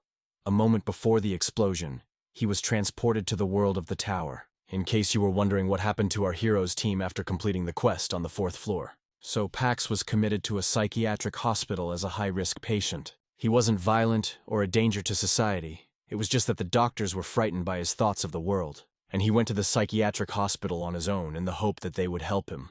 But realizing that no one here listened to him, and perceived him as a psycho, he decided to return to the place where he felt good, the inner world of the towers. When loading the inner world, a system notification appeared. This is a city of simple folk customs. But no sooner had the download completed than some sort of that caused the adjustment to the inner world to fail. After a while, Misha started to come to his senses. Apparently, the connection to the inner world had failed due to a strong external impact such as an explosion. So Misha ended up in the hospital, where Molly brought him as soon as she saw the explosion. However, the girl was a scientist herself, so she brought him to her science center. The best doctors in the country have done their exams here. He had amnesia after the explosion, and his psychiatrist thought he was in an acute stage of manic psychosis, because he was convinced that he had superhuman powers and could enter other worlds. Bedridden, Guy tried to remember what had happened. He even had trouble remembering his name, let alone any details. Some memory popped into his memory periodically, from which he learned that the girls' names were Molly and Lynn. After he woke up, he constantly felt an incredible migraine that made it hard to think. Right now, all his memories were fuzzy as if it was a fiction altogether. Realizing that he was most likely inside the tower, Misha tried to open the panel of the Apostle, but to no avail. Even the disaster module wouldn't open. After a short conversation, Molly, Lynn, and the doctor returned to the room. Dr. Patrick, performing a second examination, inquired if our hero felt any discomfort. "Are you kidding me? Of course I'm uncomfortable with you chaining me to the bed," Misha answered angrily. "It's all for your own good," Molly whispered sadly. Lynn promised that they would take him home as soon as he was treated, when suddenly Misha asked in a trembling voice, "Lynn, can you see my face?" "Of course I can see that. Is that surprising?" "You need to rest. We'll go," the girl whispered quietly. Misha could forget anything, but Lynn never. At that moment, he realized where he found himself actually, because in the real world the girl is suffering from optic atrophy. She has completely lost her sight. Patrick brought out some kind of helmet that looked like a special ops outfit. "They say it's a preventative treatment." "But I'm not sick, let me go!" shouted Misha. "I know." Putting the helmet on our hero's head, the doctor whispered. "It's still unclear who Patrick really is and what he wants. But he's not exactly what you'd call a friend." The man promised that after the procedure, our hero's world would change forever. But here's the surprise. As soon as the helmet began to establish a connection with Misha's brain, it disappeared, and a second later reappeared behind Patrick's back, put a knife to his neck. "Misha, wait. Remember, I'm your attending physician, Mr. Patrick. We were having such a good time together, let's calm down," Patrick said in a shaky voice. Pressing the knife against his neck even harder, Misha said, "Shut up here, I'm the one asking the questions. What is this place and why am I here?" "Hospital. This is a hospital. You are being treated here if you want me to show you your medical history," the man added. Our hero agreed to his proposal, but warned that if he tried anything, he would die. Walking through the hospital, our hero noticed one interesting feature. There were no video cameras anywhere, which was strange for an institution of this nature. Based on Patrick's notes, our hero has severe cognitive impairment and his treatment requires special attention. And they keep him in a sealed cell block because they consider him a danger to society. Because in his memories, he's killed many times, thanks to his superpowers. Now Misha had only one question in his mind. The end of the world. The rebirth. The age of towers. The testing of inner worlds. The apostles. Was it really all a lie? And our hero was ready to believe it was all a lie. And if it weren't for his memories of Lynn, it was the only thing he remembered clearly. Which means those memories can't be false. It was a real struggle in the guy's head now. He was desperately trying to remember the whole truth. And while Misha was thinking about all this, Patrick took advantage of the situation and called security, for which he immediately paid with his head. The man tried to say something, but the guy interrupted him. "I warned you. I'm the kind of man who always keeps his word." After Patrick was killed, the computer displayed the following message. Primary objective number 1. Escape. The appearance of this inscription dispelled all of Misha's doubts that he was in the inner world of the tower. But along with that came the question. Why did the tower run the mission this way? And while Guy was thinking about what to do next, the computer on which the assignment was displayed exploded. Could this mean that space is limiting the tower's strength? In short, there are more questions than answers right now. When suddenly an alarm went off on the loudspeaker. Patient number 9527 escaped. Misha didn't understand how they had been able to find him missing, since there weren't any security cameras in the entire hospital, and Patrick hadn't had time to press the security button. But that's minor compared to the fact that the guy can't use the apostle panel. And he was also alarmed by the perfect moths and Lin watching him without any surveillance equipment. Half a minute after the alarm was sounded, a nurse entered the rooms where our hero was. The girl pulled out a gun and said, "You've got to go to the—" But before she could say anything, Misha slit her throat. "Since this is the inner world of the tower, it means that people here are not real and you can kill everyone." Upon leaving the office, our hero was trapped. He was surrounded on both sides by guards. But that was nothing. The strange thing was that on the way here, there was only one corridor. But now there were several. I guess you can't escape from the hospital by normal methods. Now the question becomes, how do you escape from a place that keeps changing, without getting caught by the guards? When suddenly the guy heard a familiar voice. "Misha, you piece of shit, what are you doing? Do you even know what we did to put you here?" Molly and Lynn shouted angrily. The girl's appearance at this very moment said that this world was adaptive, and anything could happen in it, as long as Misha believed in its reality. But the tower didn't teach one thing. Our hero isn't as easy as he looks. Realizing there's no way to escape from the hospital, he plunged the knife right into his heart. When Molly and Lynn saw it, they rushed to his rescue. Dying, the last thing he saw was a crying face that whispered, "Well done." But after he died, the guy didn't come back to the real world. Instead, he woke up hooked up to an experimental capsule, the exact same capsules that used to be in the military lab where the kid went to school. So Misha was well acquainted with it, and knew their vulnerabilities, so getting out of it wasn't that hard. The previous test, it was the inner world inside the dream. It explained why Misha couldn't use your powers, but now there's a question of where he ended up this time. After all, there was no message about the completion of the quest. Also, in this in-world, items began to have information windows open. I couldn't be happier. As soon as our hero put on the patient's clothes, he was immediately overcome by a sense of déjà vu. He's experienced this world in a previous life. This is the secret lab of the Red Anthill, and the people in the capsules are probably the other apostles on the mission. Because our hero's psyche is at a very high level, he got out of the coma the fastest. Not wanting to wait for the others to get out on their own, he broke the pods and helped them out by freeing a guy named Panko and two girls named Suzanne and April. Misha prepared to release the last one, but at that moment, the experimental chamber opened automatically. Coming out of the capsule, the guy said, "It's been a long time. Have your skills improved a lot?" When Misha heard his voice, he knew he was the last member of their team. It turned out to be Pax, the same one with whom our hero had been on the quest Demon Leader. Since they met last time, Max hasn't changed at all. He's still talking nonsense and doing weird things. This girl with the bodybuilder body is Suzanne, the fat guy is Punko, and the girl with the black hair is April. While Pax and Misha were talking, the boys were trying to figure out the purpose of their mission. When he heard that the others didn't understand, our hero said, "The mission is to get out." To which April snidely replied, "Do you think we're stupid? We didn't have a mission, and besides, the doors are wide open." But Misha didn't mean escape from this room. He meant escape to Earth. Right now they are in a secret laboratory deep underground. The blue liquid in their experimental capsules is a dilute solution called C-virus. At an early stage, it calms the nerves and helps people sleep. But over time, the humans under her influence begin to mutate. First they lose their minds, and then they turn into monsters who only know how to devour and drink the blood of living beings. So before they escape, they need to find the antidote that's hidden somewhere in the lab. When Suzanne heard all this, she started crying in fright. April didn't believe a word he said, and to prove his words, Misha asked them to activate the Apostle panels. When they opened them, they saw the countdown to becoming monsters. Of course, after that, the guys believed our hero. Suddenly, the guy noticed that Pax was missing, and a moment later, an alarm sounded. "Escape virus carrier, activate security measures immediately." While Misha was introducing the newcomers, Pax just walked out of the room. Because of the alarm, the front door to the laboratory closed. But thanks to the skill Fast Running, our hero managed to get out, and the rest of the guys weren't so lucky. They were trapped inside a small room. But right now, Misha needs to focus on finding the antidote rather than worrying about them. Even though the boys were trapped, Suzanne was with them, which perfectly served as a tank. The girl simply kicked the armored door in just a couple of blows. And in the meantime, Misha had already found the room where the antidote should be. According to the recollections of our hero, the anthill kept the largest stock of antidote in this safe, but it is impossible to crack it by ordinary methods. But luckily, Misha had the right hacking tool, which he had gotten while still on his rookie mission. It took literally one blow to get the multi-ton reinforced safe door open.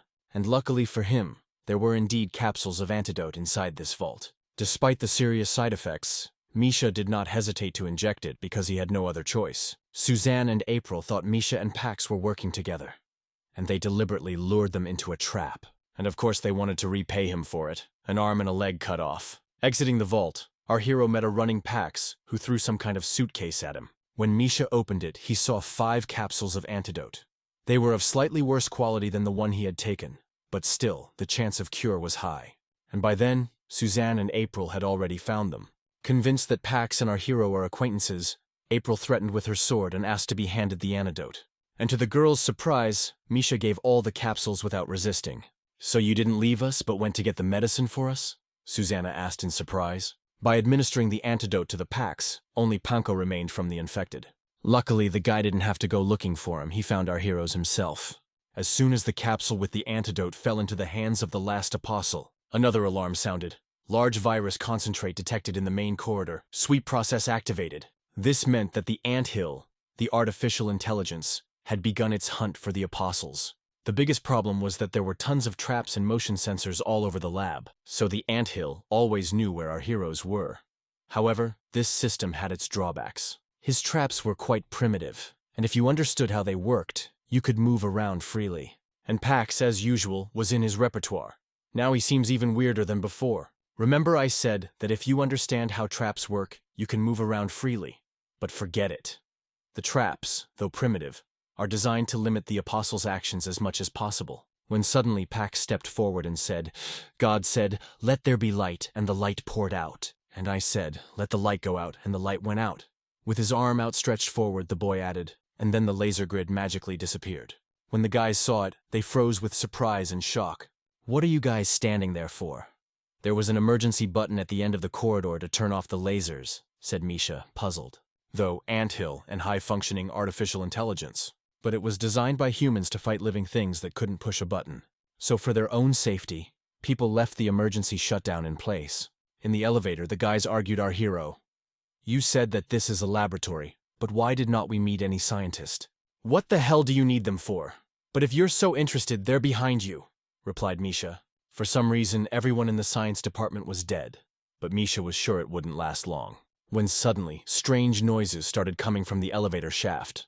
In a past life was exactly the same, which meant the elevator was about to fall. They needed to get out as fast as possible. Without thinking for long, Suzanne simply took the elevator doors and ripped them open, opening them to freedom. Even though she did it pretty quickly, it was still too much. Misha felt the cable holding the elevator begin to tear, but at that moment, someone pushed him. Sacrificing himself, Pax pushed all of his comrades out of the falling elevator. He stayed inside. "He's done crazy things before. I hope he manages to get out this time like he always does." April saw Pax as a psycho capable of murder, but he was the one who saved everyone at a critical moment. There was a loud and deafening clap. The elevator car went down, but there was no notification of the apostle's death. So even more so, Pax, a couple seconds later, sent Misha a message. But then our hero said, "The dead should not stop the living. Let's go forward." For the apostles, losing a comrade is the norm. So they agreed with Misha and kept going. Going to the fork, there were 2 doors in front of them, from one of which a mob of zombies ran out. Interestingly, Misha withheld the fact that Pax survived. But more on that later. Without a moment's hesitation, Panko and Susanna rushed to the second door, behind which the sounds of gunshots could be heard. But Misha and April were in no hurry to follow them. He realized that most of the zombies would run at the sound of gunfire. Besides, the people who shot them are unlikely to come to rescue them, so there's still no telling where the best chance of survival is. After listening to Misha, the girl leaned her sword against his neck and said menacingly, "You soulless creature." And at that moment, another monster, more like a demon than a zombie, approached them from behind. And luckily, the girl was quickly able to eliminate the threat, and so quickly that Misha barely had time to notice anything. When it was over, the guy with an awkward smile on his face added, "Are you zombie or me?" April's sword technique was amazing. And then there's her weird sword that makes a clanking sound. She's clearly not as easy as she looks. After running into the door where the zombies ran out, April started the sweep. Our hero's guess was correct. There were far fewer bodies. During the battle, the girl lost sight of Misha and started to worry that something had happened to him. Well, a moment later, he's behind her, safe and sound. So far, Misha didn't inspire April's trust. His behavior, his sudden disappearance and reappearance made her uneasy.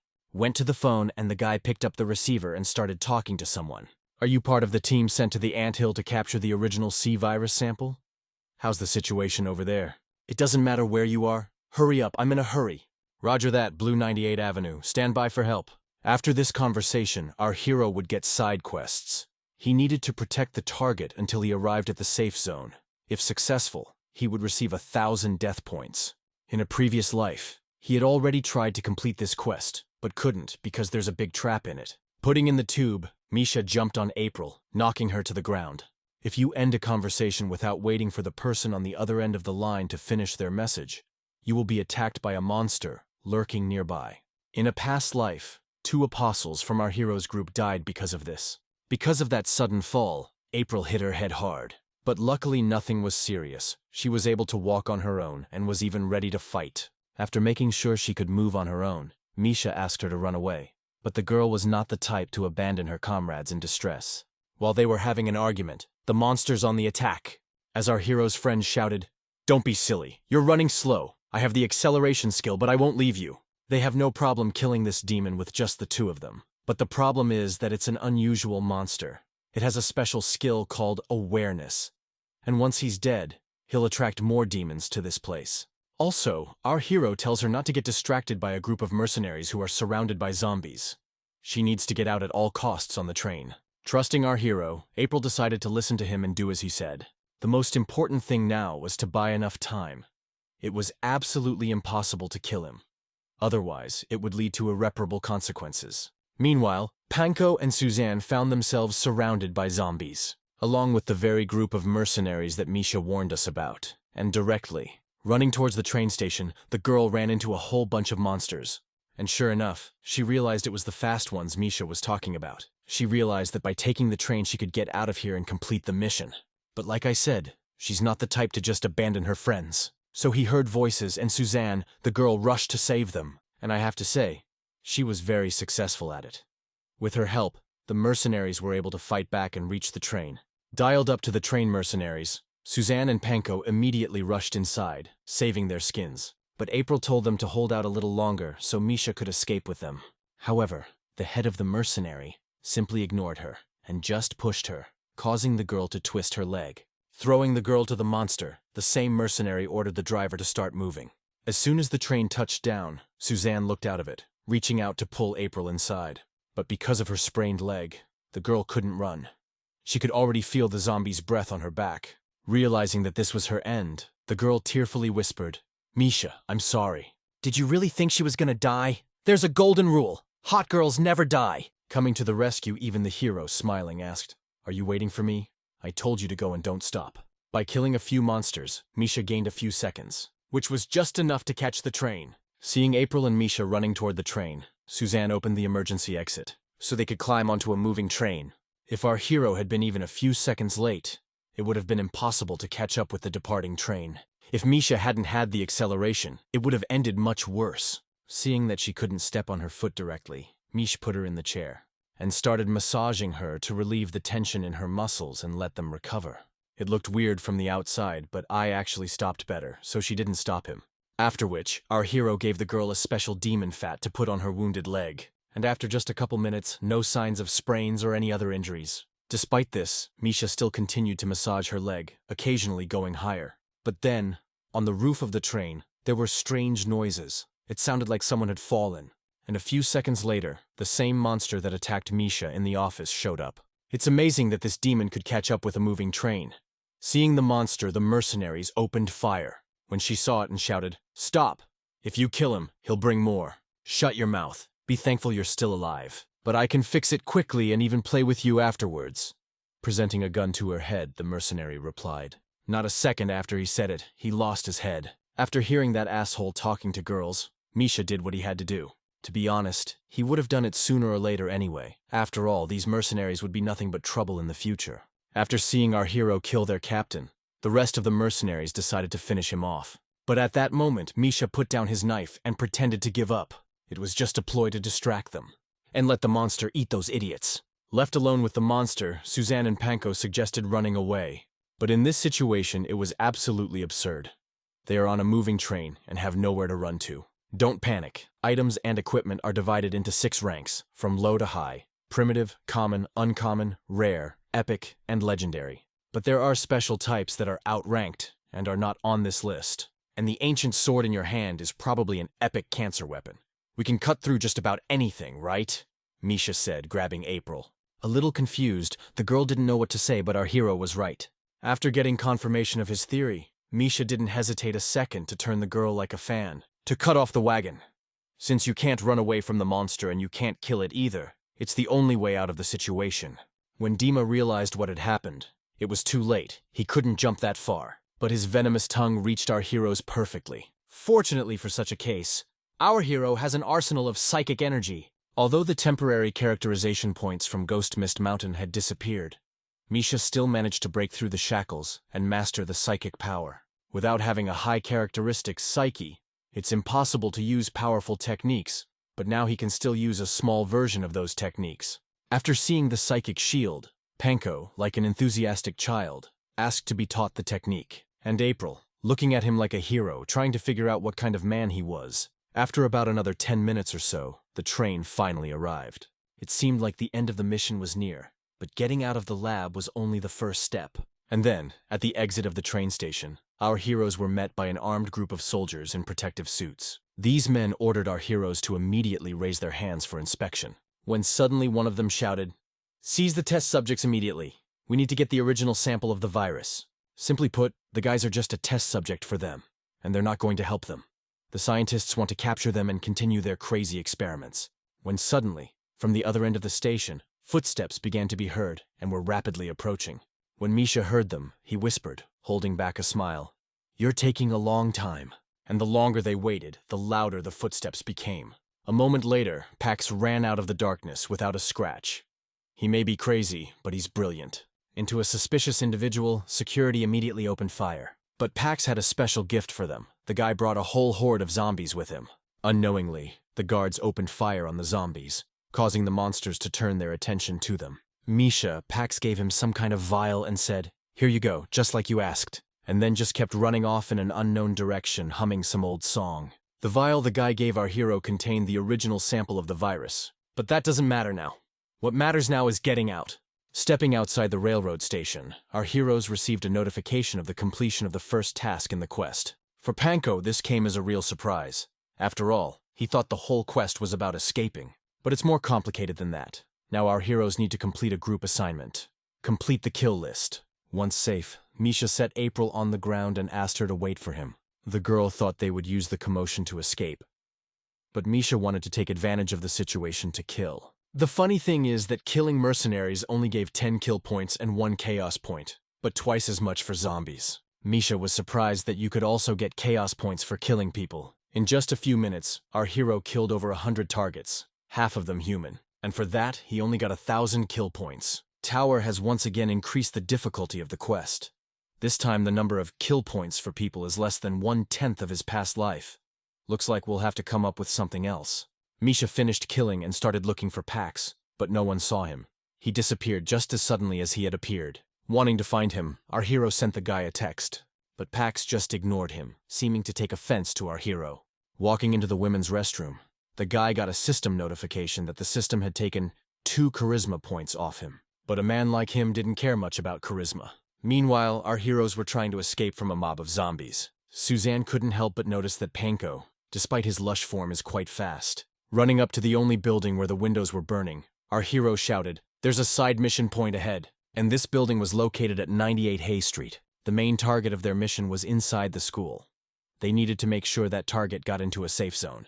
Although there weren't too many monsters around the school, but what goes on inside the school is a mystery. In a past life, Misha failed to accept a side mission, so he has no idea what awaits them next.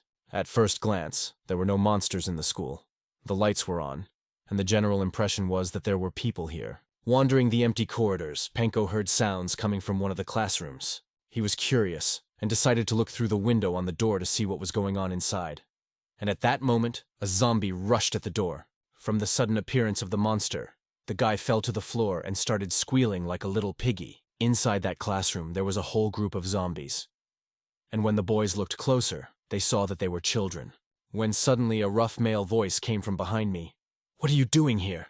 You're late. Do you have any idea how much damage my company has suffered?" added Dr. Jack, a research scientist at Red Biologicals. Apparently, Jack was the man who needed to be escorted to the safe zone. It was clear from the first second that he wasn't the nicest man. But a mission is a mission. Misha, I knew right away it wasn't clean. First of all, Jack looks exactly like Dr. Patrick in his dream. The tower obviously did this on purpose. When suddenly our hero heard a child's cry, "Daddy!" Sensing a catch in this mission, Misha decided to check out where that scream was coming from. After a short search, our hero found the room from which the voice came.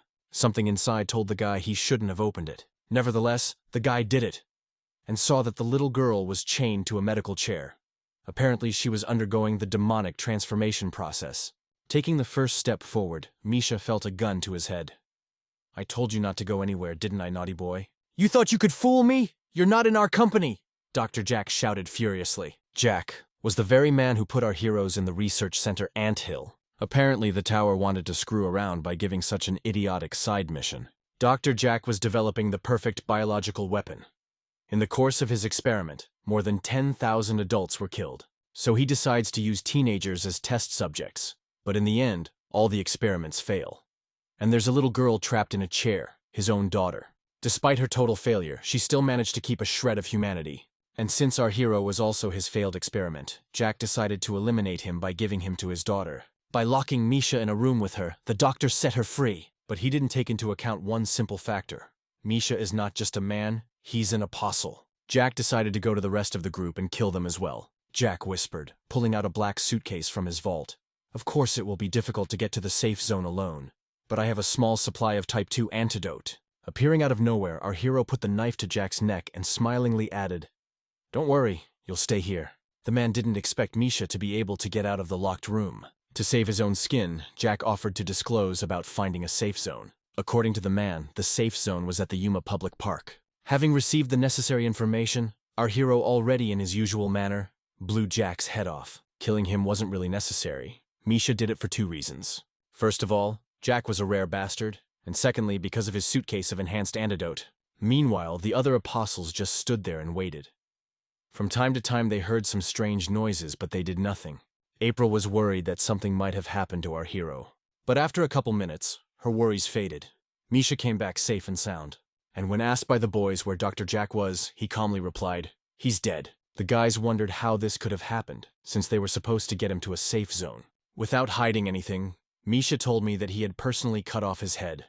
But in his story, he left out some important nuances that they'd rather not know about. Trying to get out of the school, our guys ran into a problem. All the exits were blocked by mobs of zombies. And over time, smarter monsters were able to open the doors. Apparently, they have no choice but to fight. When suddenly, from around the corner came the sound of a 6-barrel machine gun. Huge 12mm bullets turned a crowd of zombies into a pile of meat in seconds. Pax took that machine gun from the mercenary who was hiding in the women's restroom. To be honest, this guy's been raising more and more questions lately. At first glance, he is absolutely insane, but every action he takes only makes him blue. And after fighting off the monsters, Misha suggested going to the Yuma Public Park. Whereupon the guy told me that the Red Corporation had read the safe zone and left the main force to cover the evacuation. Upon hearing this, April shouted out happily, "Yay, we can escape!" Pulling a sly smile on his face, Misha replied, "Escape? Who said we had to run away?" Before going to Yuma Park, our hero asked the boys to dress in comfortable clothes for battle and inject themselves with the antidote he gave them.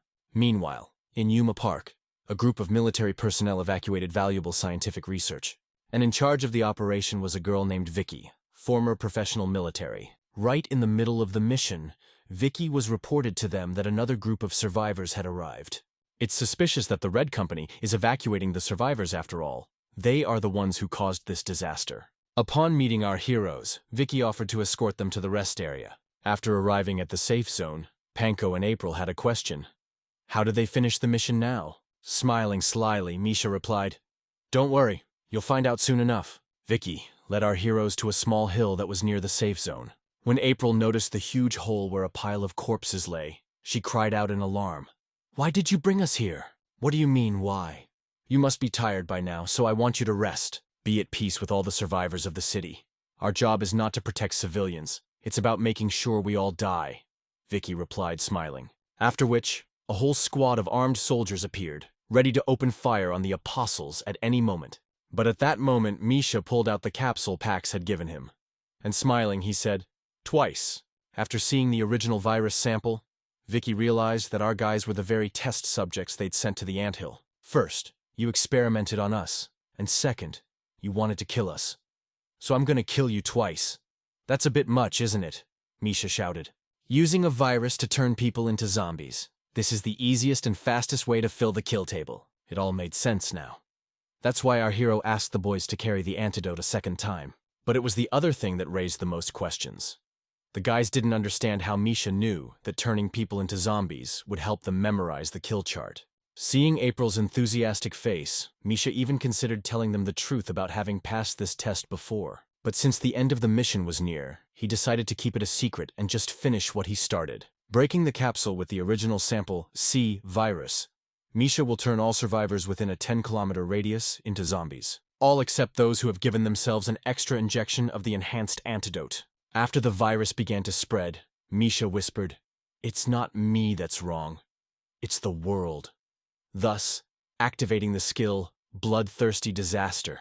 Using this power takes away half of your health, but in return, it allows you to absorb a small portion of your opponent's stats. After only a few seconds, the kill list was more than 80% full. However, along with this came new problems. The mission was not completed to the end, and now they have a whole city of evil zombies. His power comes in bloody disaster. Misha has exactly 3.5 minutes to complete the table to the end. Under the effect of the skill, a single swing of the dagger was more than enough to kill several monsters at once, which our hero was very surprised by. After the reinforcement, he had not yet had time to try it out, and did not expect such a result. But after a moment, it was clear that things hadn't gone according to plan. Vicky became more than just a zombie. She became the perfect carrier of the virus. The one Dr. Jack had been searching for so long. But for Misha, it was no surprise. He knew that sooner or later the boss would show up.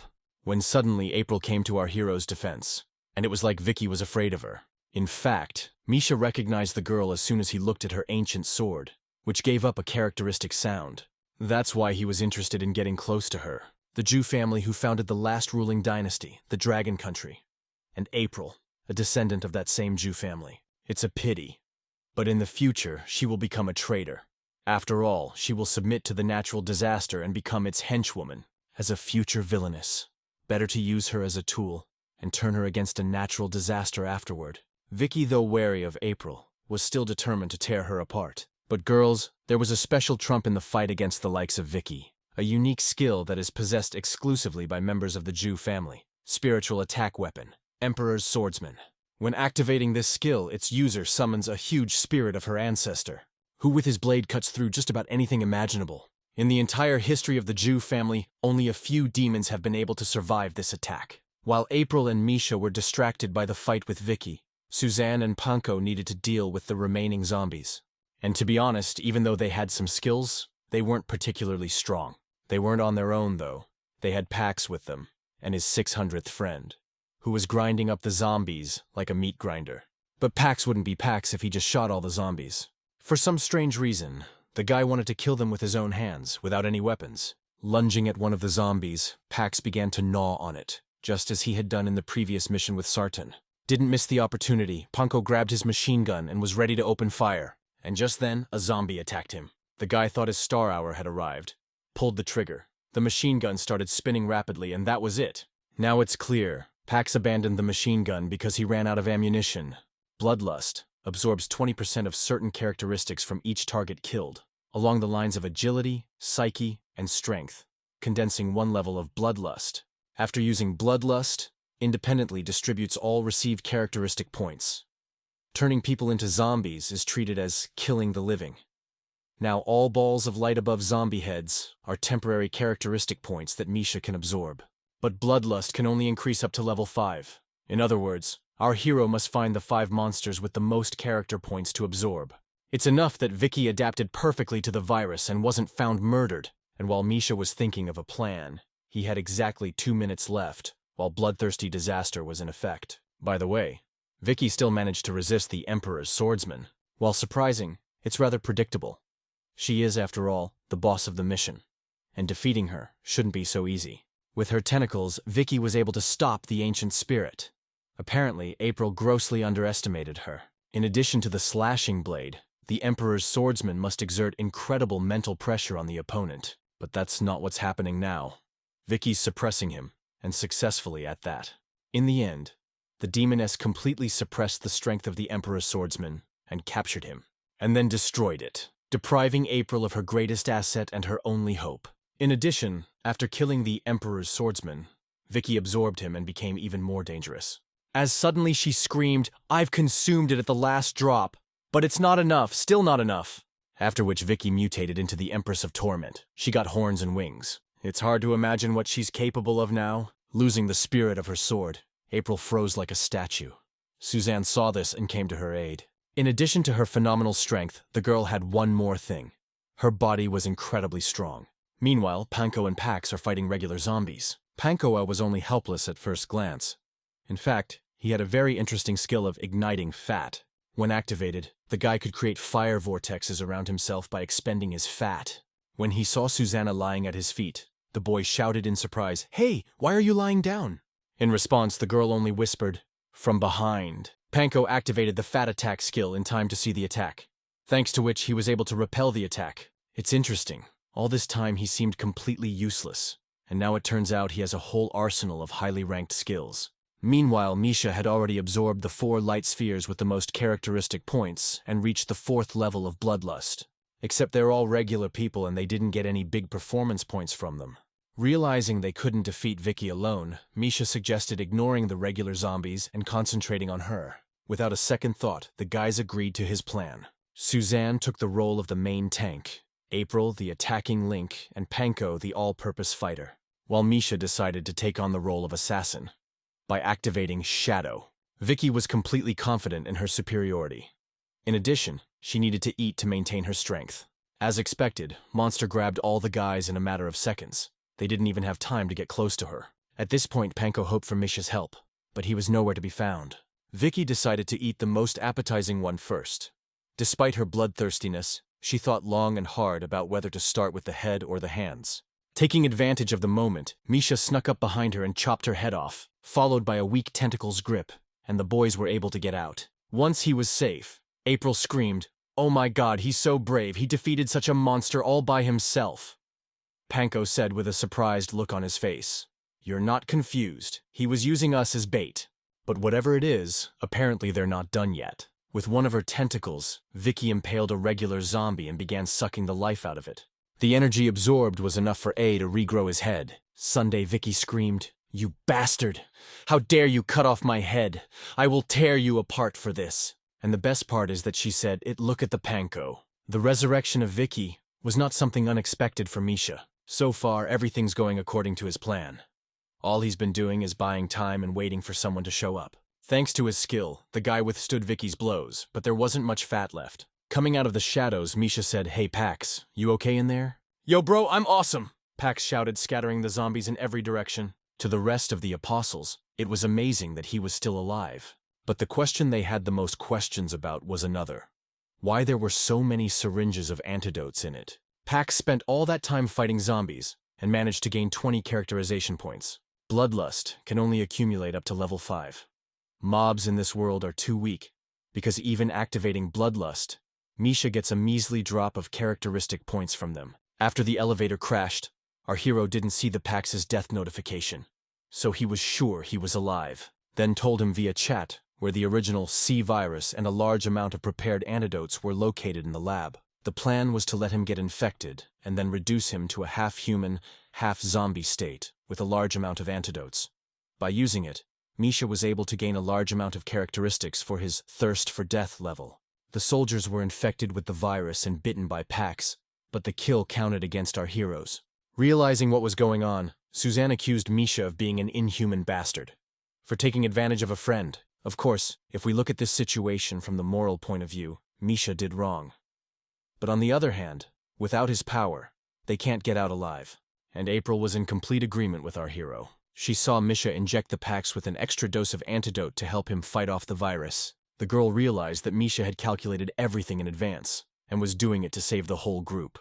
And besides, their contribution to the mission was 0, so they have no right to judge our hero. Meanwhile, the Panko had already spent all his fat, and the effects of his defense skill had stopped. Hearing cries for help, Misha came to his aid. Upon seeing our hero, Vicky screamed with crazy eyes.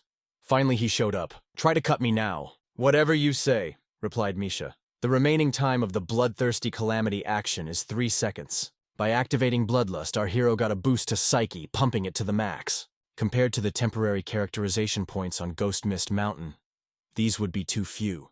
Even using them, Misha wouldn't be able to break through the first level of shackles. But it doesn't have to be. The guy has another plan. He activated the Possessed Spirit card he got after completing a quest on Ghost Mist Mountain. Misha Tak was trying to improve his stats not to deal with Vicky. It was to withstand the side effect after using this card. Since the bloodthirsty scourge would only be in effect for a second, Misha struck the first and last blow without further ado. Even with his psyche maxed out, our hero has taken a tremendous amount of damage. If he fails, the spirit will consume him. But luckily, Misha was able to get her under control. And considering the fact that the Emperor's swordsman was destroyed by the Wiki, Misha forcibly put his card into rage mode. At this point, this is the only option in which our heroes have any chance of victory. But Vicky wasn't so simple either. Sensing danger, she began to absorb the power of the zombies around her to become stronger. She even managed to mount a very successful attack against our hero's spirit. Seeing that things weren't going according to plan, Misha asked April to help him up. "Misha, you are badly wounded. Stop being a hero," the girl whispered worriedly. "Calm down. I'm not going to fight. I'm just going to stimulate the potential of my spirit," smiling snidely replied our hero.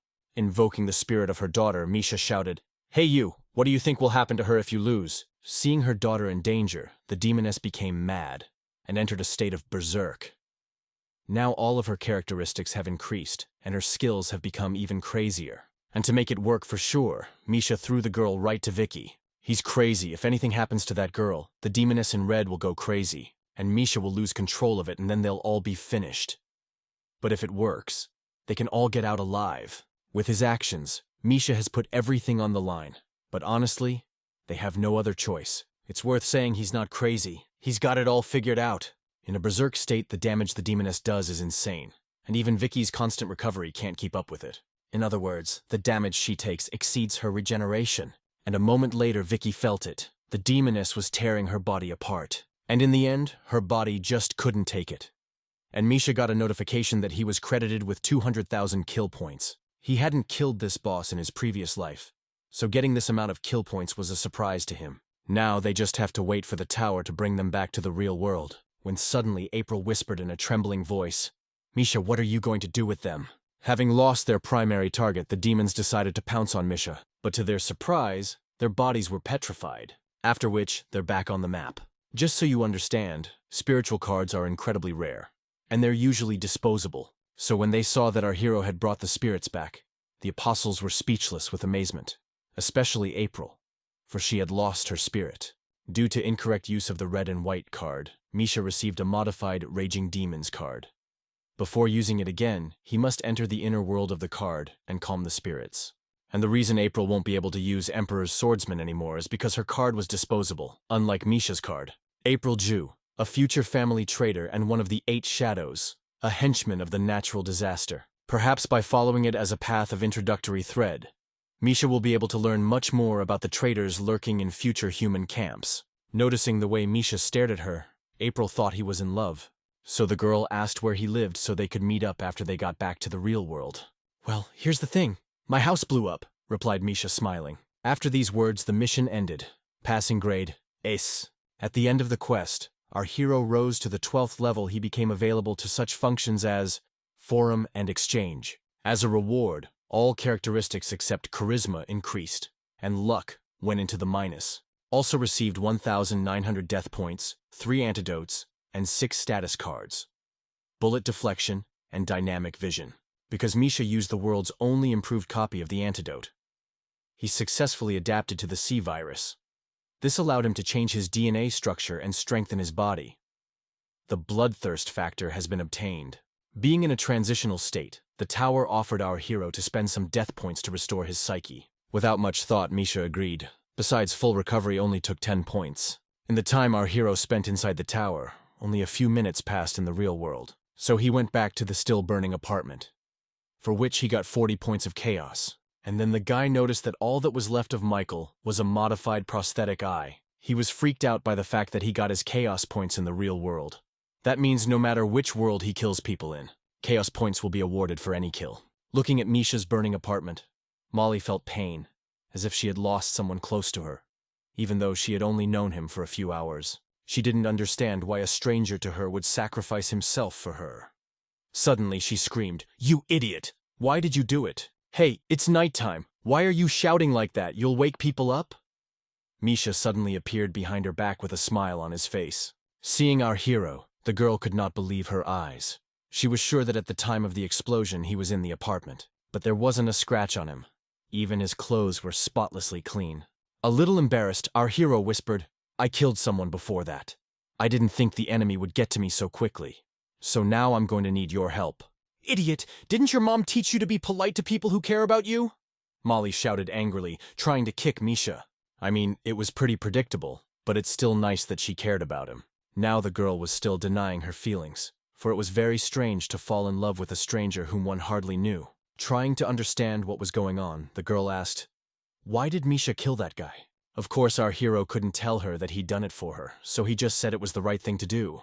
Molly's always been highly intelligent, so I figured he did it for her. "How did you guess?" our hero asked in surprise. "I saw it in your eyes."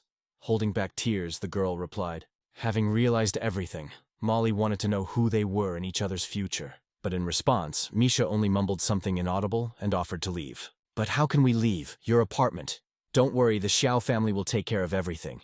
They're the ones who sent Michael." And at that moment, Molly realized that the person Misha had killed was the sole heir of the great Xiao Corporation and family. This murder is the talk of the town. After learning about it, the girl drastically changed her attitude towards our hero. She considered him a dangerous madman who could kill her at any moment. Being a genius, Molly has always had a strong curiosity. For her, Misha is a rare object of study. He knows her very well, and knows that she will do absolutely anything he asks for the opportunity to study him. The girl wants to study it, but she needs a little help in doing so. Throwing her on the bed, Misha asked her for 3 things. 1, as he requested earlier, to make a special blade of star steel for him. 2, he wanted Muli to know where the head of the Xiao family was. Already these 2 requests seem incredible to the girl. To fulfill them, she'll have to use all her connections. And the 3rd request is to find a guy named Pax, who should be in a psychiatric hospital right now. Misha wanted her to get him out of there, when suddenly the girl asked in a lusty voice, "Is that all? What do you want?" "How about dying?" Molly added, trying to kick Misha again. The girl didn't understand how our hero dodged her punches every time. It's her signature move. In the end, Mulia said she could fulfill the first 2 requests, but the 3rd might be a problem. Misha promised to pay her whatever she said, as long as she got the Pax out. After exiting the quest, the tower removed our hero's state of weakness, after using bloodthirsty calamity. So Misha decided to get busy preparing weapons for the possessed spirits, and enter the world of the map. For further tests in the tower, the spirit map is one of the main advantages for Misha, so restoring her to operational capability is now a priority. The spirit's violent state is due to inner demons. The card will not regain its former power until the spirits have dealt with their problems. Because even if our hero gives them guns now, they might get angry and turn against him. As soon as he helps the spirit to get rid of the problems, he will establish a strong bond with them and make them only stronger. By the way, the demoness in red was named Alice when she was alive, and her daughter was named Carrie. A long time ago, when Alice was still human, she wanted to start a family with a hunter named Scott, but because of the eternal wars with demons, they couldn't. When the war ended, however, Alice was ready to marry Scott. It's important to clarify Carrie wasn't really her daughter. She was a little girl that Alice had saved from the demons. On the day of the wedding, Scott suggested the girl harvest lotus seeds to make a fancy dessert for them and Carrie. That day was the best day of the girl's life. The war was over and she was finally with her beloved man, living the life she had dreamed of. But the happiness didn't last long. Scott wasn't the man he said he was. And when the war was over, Scott drowned Carrie in the lake and wanted to do the same to Alice. This guy came from one of the villages that Alice saved. Which begs the question, why did he kill her? It's very simple. This guy was a religious fanatic. He believed that there should be both humans and demons in the world so they could feed off each other.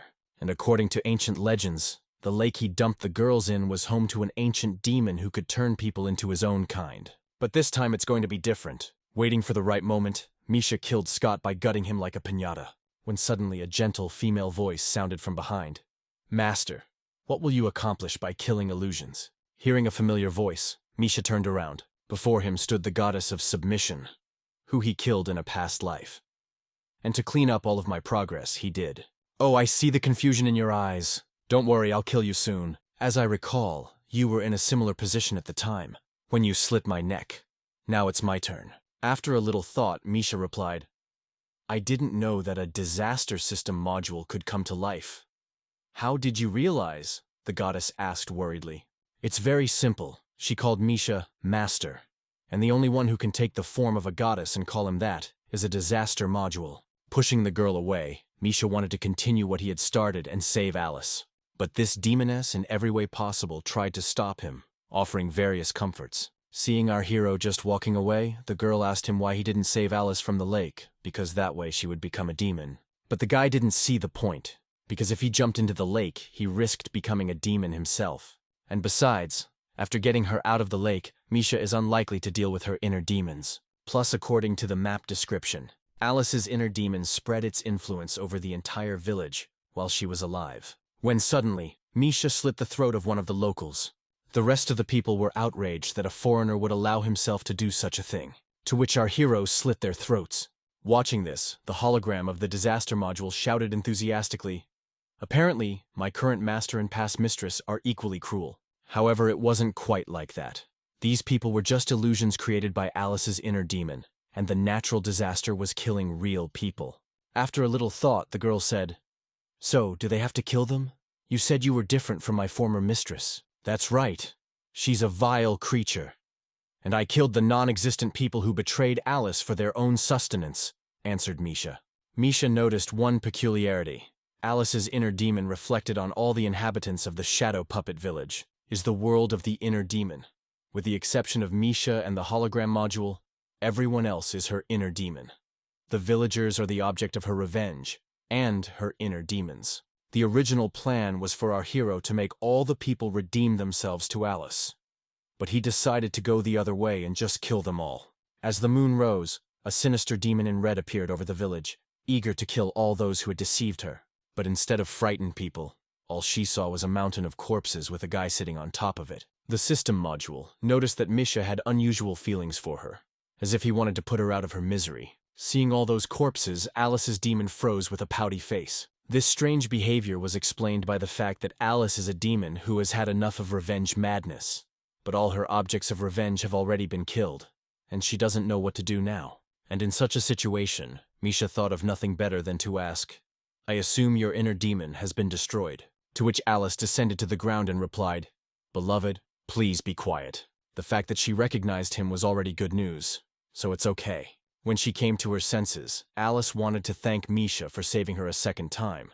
But since she was only a spirit now, she offered him the lotus seed she had collected before she died. Misha was very surprised to hear this. He didn't know that spirits could carry objects. After obtaining the lotus seed, an information window opened, stating that by eating it, one could obtain an undiscovered effect.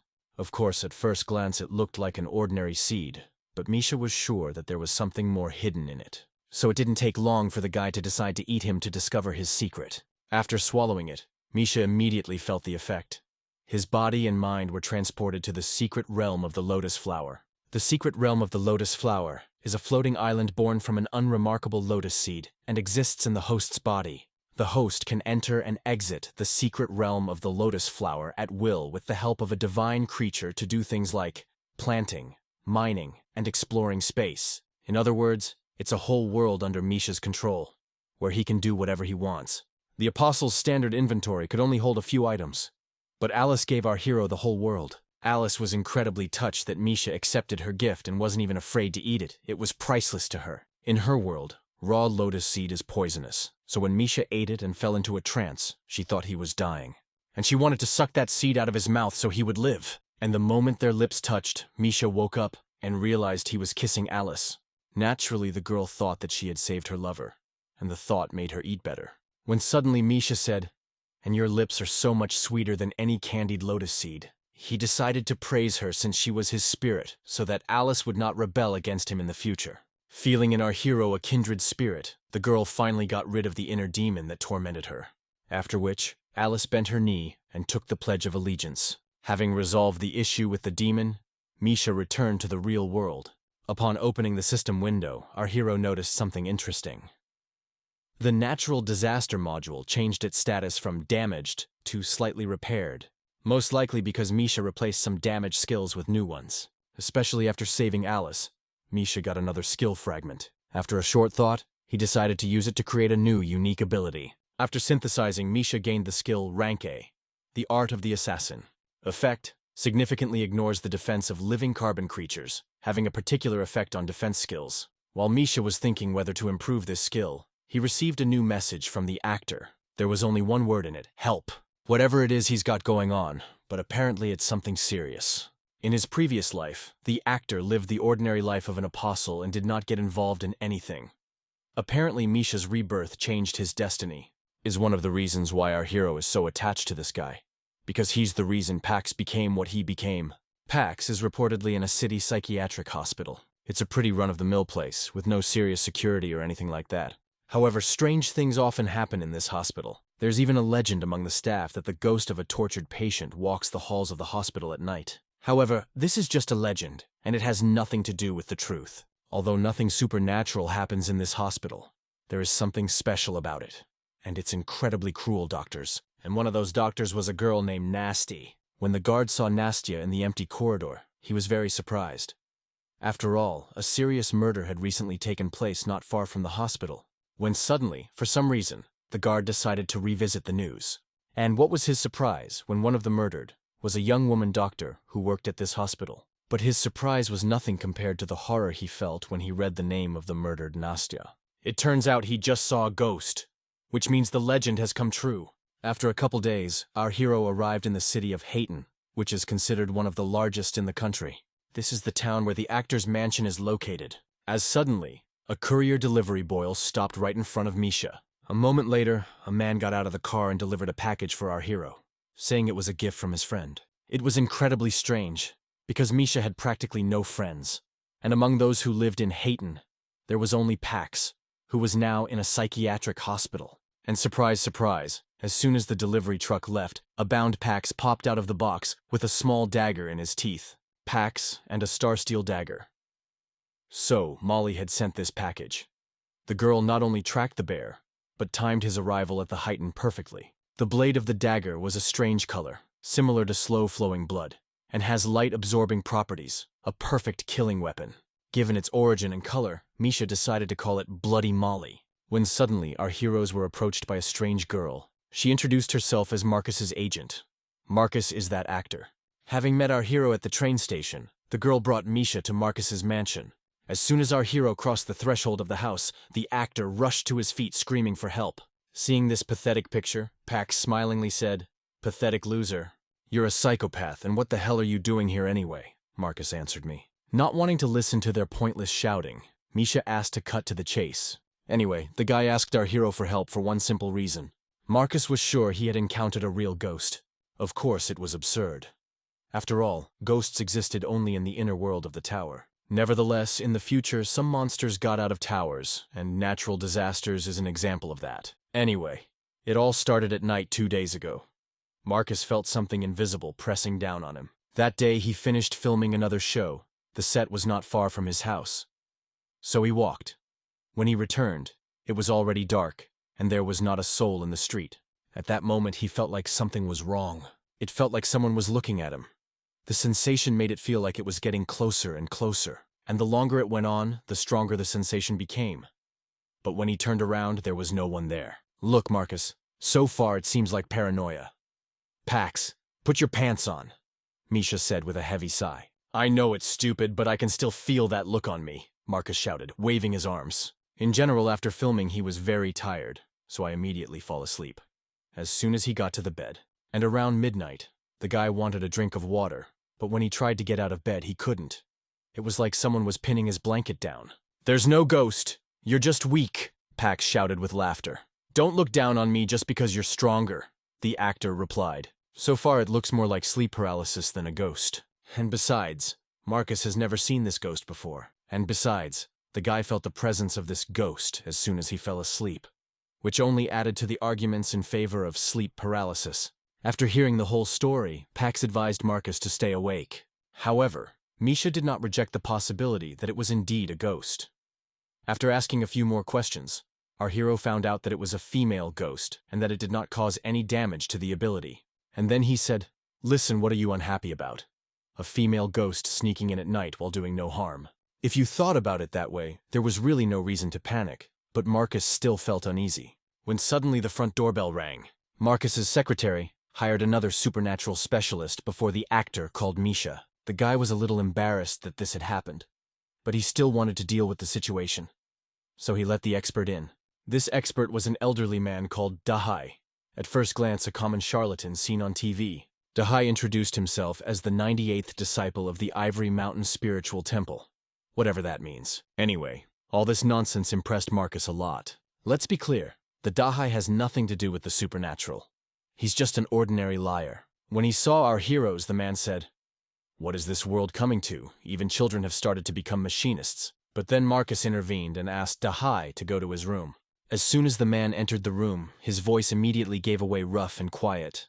"I sense an incredibly powerful, malevolent spirit here." Like all psychics, Dahai used special magic artifacts that he supposedly received from his sensei. Actually, they're just souvenirs he bought at the train station. As soon as the man began his ritual, an ominous aura began to appear from the darkness. Now Misha had no doubt that Marcus wasn't lying. There really was something here. Luckily, Misha has already freed Alice and Carrie from their inner demon, so he can use the spirit map in case of danger. Seeing the card in our hero's hand, Dahai shouted, "Boy, don't you dare. You'll only make things worse. Your cards are powerless against such a powerful demon," the man added. In fact, this sinister aura is only a hologram created by a special Dahaya prop. Hidden in his magic board is a small projector that he uses to make the spirits appear to be present. However, this time was different. After turning off the projector, the ominous aura didn't disappear. This meant that Dahai had encountered a real ghost. At this point, it was obvious to everyone that Dahai was a common con man. Everyone except Marcus, as suddenly man fell to his knees and started coughing blood in all directions. Without thinking, Misha pulled out a bloody molly. Marcus thought our hero was trying to kill the psychic. I was a little more complicated. Through the blade he wanted to summon Carrie's spirit. He wanted her spirit to find the cause of these strange anomalies that were happening in the actor's house. After the appearance, Carrie shared her vision with Misha. Is one of the unique skills inherent in an apostle who controls spirits. They can see through their eyes. After activating spiritual vision, our hero saw the ghost of a beautiful girl in a white dress. When Misha saw it, he said, "Now it's clear, it's a normal spirit without a master." When suddenly this spirit's demeanor changed dramatically. Her eyes turned red and she began to emit negative energy. Apparently she didn't like Misha looking at her, and she was going to attack him. At that moment a sinister smile appeared on our hero's face, after which he whispered, "Since that's the case, let this world be overwhelmed by suffering." Having fallen under the influence of the path of catastrophe, a dizzying effect came upon the spirit. After which, our hero asked Pax to close the door and grab her so she wouldn't escape anywhere. "Bro, you got it! Now she's gonna know what giddy love is," the Pax replied with a laugh, pouncing on the two girls. And then he starts spinning her around the room like a ball. This was the first time in her long life that Kari had seen spirit afraid of people. "Marcus, as much as I hate to admit it, you were right. It's really the ghost of a girl, or rather, the spirit of a girl without a master," Misha said. But now the actor doesn't have to worry because Pax has completely suppressed her power. Funny how Pax can see spirits, even without using special skills, since he ate the hidden teachings of the great monks during their first mission together. Misha, on the other hand, possesses a possessed dagger that has the ability to summon spirits into the real world. But on the other hand, the power of the tower in the inner world is unlimited, while in the real world there are many limitations. When the apostle dies in the real world, his possessed weapon will not only disappear, but will also separate the spirit from him. That's the reason why this spirit without a master. The only thing that's unclear is why it went after Marcus. It's probably because of his high charisma quotient. Though the spirit is harmless, the actor begged our hero to rid him of her. But the problem is the language barrier between them. In every trial of the inner world, one language is used, and the apostle has a registered status assigned by the tower. Therefore, it does not matter what language is spoken there, for it is automatically translated into the native language of the inner world. Long story short, It's not really clear what to do with her right now. Marcus came up to Misha and whispered in his ear, "If you can see her, why don't you kill her?" And immediately after these words, the masterless spirit screamed like a wild animal caught in a trap. As it were, a she like Allison Curry. A spirit of inner peace and an incredibly rare creature. If you can't talk to her, she can still fight for you. It's all about the contract. Listen, Marcus, call an ambulance for the Dahai and prepare a list of everyone you've been in contact with lately, asked Mishi. After calling the ER and having the receptionist create a list, Marcus asked what he should do next. Misha had a plan, so he told the guy to go to bed. Marcus got the feeling that our hero didn't care if he died or not. And it was partly true, but only partly. The next morning, Marcus started breakfast at first light. Because of what happened last night, he stayed up all night waiting for the spirit to come. But luckily for him, it all worked out. And Misha got a list of all the people Marcus had been in contact with in the last few days. The list was quite impressive, since all these days the actor spent us on the set. This list, Misha sent it to Molly. So now we just have to wait to hear from her. But the question is, why does he need the list? Misha had two theories as to why the spirit was drawn to Marcus. First, it was because of his high charisma score. And the second is that the guy was in close relationship with the spirit's master, or had contact with a weapon possessed by the she. The reason that the spirit has lost its master can only be the death of the master. In other words, once they figure out who on that list is dead, they'll be able to identify the host. And that's the only way they'll be able to calm the spirit and get her away from Marcus. Besides, Misha wanted to subdue her. After all, a spirit is the perfect killing tool in the hands of a man like him. As a friend, Pax came into the room and said, "Misha, I don't know if you're crazy or just kind. Do you really want to give her a home?" But before Misha could say anything, he got a call from Molly. As expected of a genius, she managed the task in only 10 minutes. In all, out of the entire list, there were 3 dead, 2 Marcus groupies and 1 scene stealer from the movie town. When Misha found out, he asked her to send him the geolocation of their bodies, which Molly wasn't too happy about, because she felt she was being taken advantage of. And yet, she agreed to fulfill our hero's request, but promised to repay him in kind. After that, she just dropped the call. It's funny to watch a girl struggle with her feelings for Misha. Having received the names of the dead, Misha set out to find the master, Spirit. But Marcus had a question. How would they be able to tell which one was her master? Our hero assumed that at the sight of his former master, the spirit must react in some way. This idea was not to the actor's liking, for now she was following him. And what would happen if she became angry at the sight of her former master? First on their list was City Hospital number 1.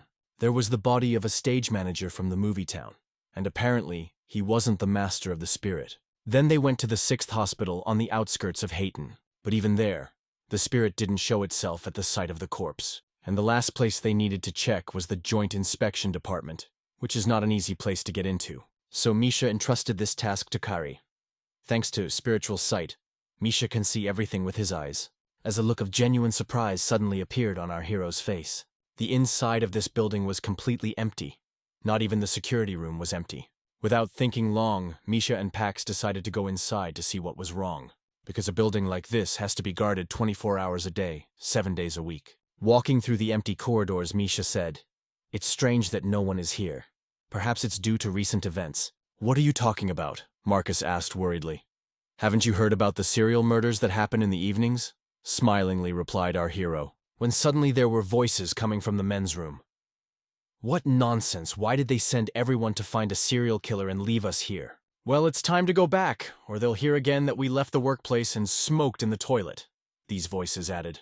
Passed unnoticed, our heroes made their way to the morgue. Like the previous 2 times, the spirit did not show itself at the sight of the dead man.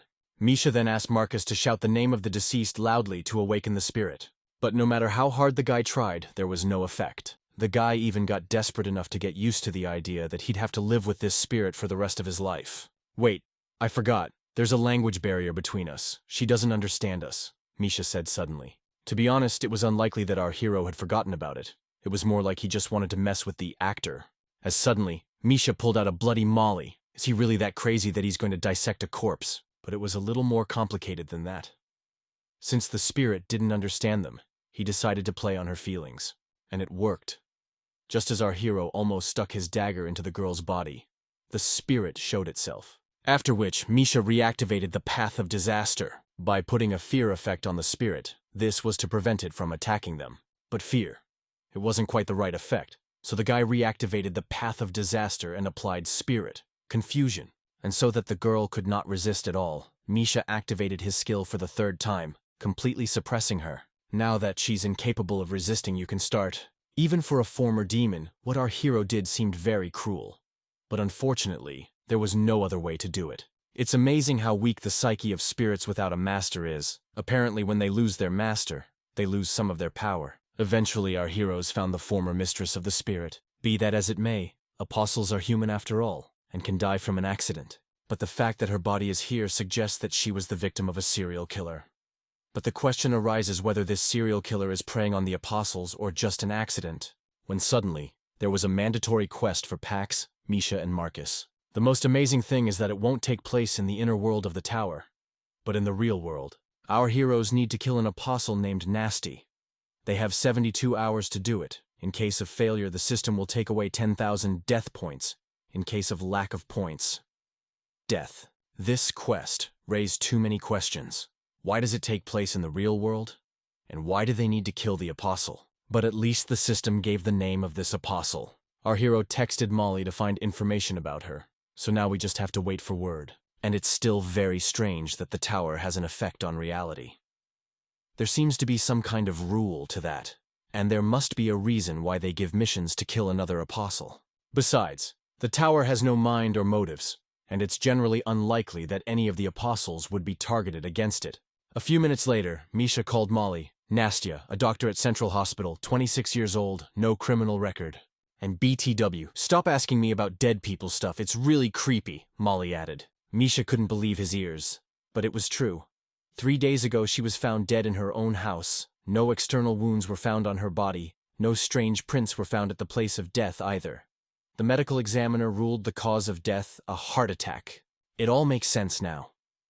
The apostle that dies in the inner world of the tower returns to the real world with cardiac arrest. Therefore, Nastya died during the mission. But that's not all. The night she died, the hospital she worked at found a dead security guard with a broken spine and severe bruising on one side. His neck had been severed with one hand. When suddenly Misha said, "Let me guess, next you'll say she resurrected and killed the guard? How'd you guess?" I went through all the cameras, and I saw Nastya leaving the morgue. She walked down the hallway, and then she ran into that guard. Molly answered worriedly. Well, then Nasty hacked into the corporation's network and discovered that there had been several reports of murders in different areas of the Hightan since that night. After getting all the information he needed, Misha ended the conversation without saying goodbye. Apparently, Nastya is behind all these serial murders. I can see why the tower wants our heroes to kill her. It's the apostle who's supposed to be dead, but the question is, how did she come back to life? Does she have some kind of skill or special relic? Or did someone decide to become her shadow so she could live? It seems the reason they launched the mission in reality was because they, being an apostle, came into close contact with the corpse of another apostle. Also, there's a high probability that Nasty is still in Hayton, since all the murders took place in that city. At first glance, the mission seems simple. They have a name and a description of the target. But the problem is that Haiti is a city of many millions, and finding someone will be incredibly difficult, especially if that someone is hiding. When suddenly there was a terrible scraping of metal, and a moment later, right in front of their eyes, the train derailed. Trains like this, incredibly safe transportation, so something like this is incredibly rare. Realizing that there were many people in the wagons, our heroes rushed to their aid. As soon as they get a mission in the real world, this happens. It's hardly a coincidence. Running to the train, our hero found not a single person, only the silhouette of some girl on top. Surprised that someone was able to survive such a crash, realizing it was most likely Nasty, Misha activated his following the shadow skill. Realizing this was the perfect moment to finish her off, Misha pushed all doubts aside and prepared to strike. But this girl wasn't so simple. She was able to attack Misha before he could do anything. Apparently, in life, she was the kind of apostle who focused on power. But here's a surprise. This girl was not Nasty at all, but Uli. Misha hadn't seen her since the end of the quest on the Ghost Mountain. Well, there was obviously something wrong with her. And it looked like she was the reason the train derailed. And given her abilities and their characteristics, she could easily chop the rails in half. But even after seeing that her attacker was Misha, Uli continued to attack. However, it wasn't like she wanted to kill him, more like she was just playing with him. Now that he attacked her and she attacked him, they're even. Then Misha suddenly walked up to her from behind, grabbed her by the throat and whispered, "I missed you." After exchanging pleasantries, Uli revealed that she had been chasing the thief. And by this time, Pax had already come up and said, "What about you? You're a thief yourself, a thief of hearts." When suddenly, Misha got a message from Panko. "Are you in the huntin' now?" And a moment later, Panko came in with Marcus. Before they could talk, the sirens sounded, so they decided to leave the scene and hide in the villa of the actor. Misha learned on the forum that a possessed weapon without an owner had recently been discovered in Haiten. This weapon was a valuable heirloom of the Uli family that was recently stolen. The girl tracked him down for days and eventually found him on a train. The thief was a tall, thin man carrying a large black box, but he escaped as soon as the train left the tracks. So the thief wasn't Nastia, which means the Uli family was robbed by an ordinary man. When free time appeared, Misha asked the Panko what he was doing in the Haiten. As it turns out, the guy has lived in this town all his life. In addition, he also saw a post about weapons on the forum and decided to find them, so he met our heroes. Upon learning of this, our hero said, "The apostle who published this post isn't an idiot, is he? He sent it out so that other people and thieves would try to seize possessed weapons. Maybe the thief did it on purpose. Think about it. Except for us investigating this case and knowing about the possessed weapon. Who else would know about it?" Misha added. Marcus shouted out, "It's nasty. She intends to lure the apostles and then hunt them down. But why risk it? After all, the apostles are much stronger than ordinary people and could kill her." On that score, Misha had a theory that she had a koya with their mission. But the direction was quite different. But what exactly is her mission that caused her to go against all the apostles and start hunting them down? But we'll get the answer to that question a little later. First, we need to complete the mission. Our hero wanted to bait Nastia, and this time, Misha assigned Panko to be the bait, just like last time. And Uli, Marcus, and Pax will do something else. The guy didn't much like the fact that he was going to be the bait again. However, he was the only one who could survive a few direct hits from the ghost. But before we could launch Operation Trap, Misha called Molly and asked for one more favor. Our hero wanted the girl to turn off the video surveillance camera in the whole city on signal, and his next call will be the signal. "You're not confused. You've asked too much already," Molly said angrily.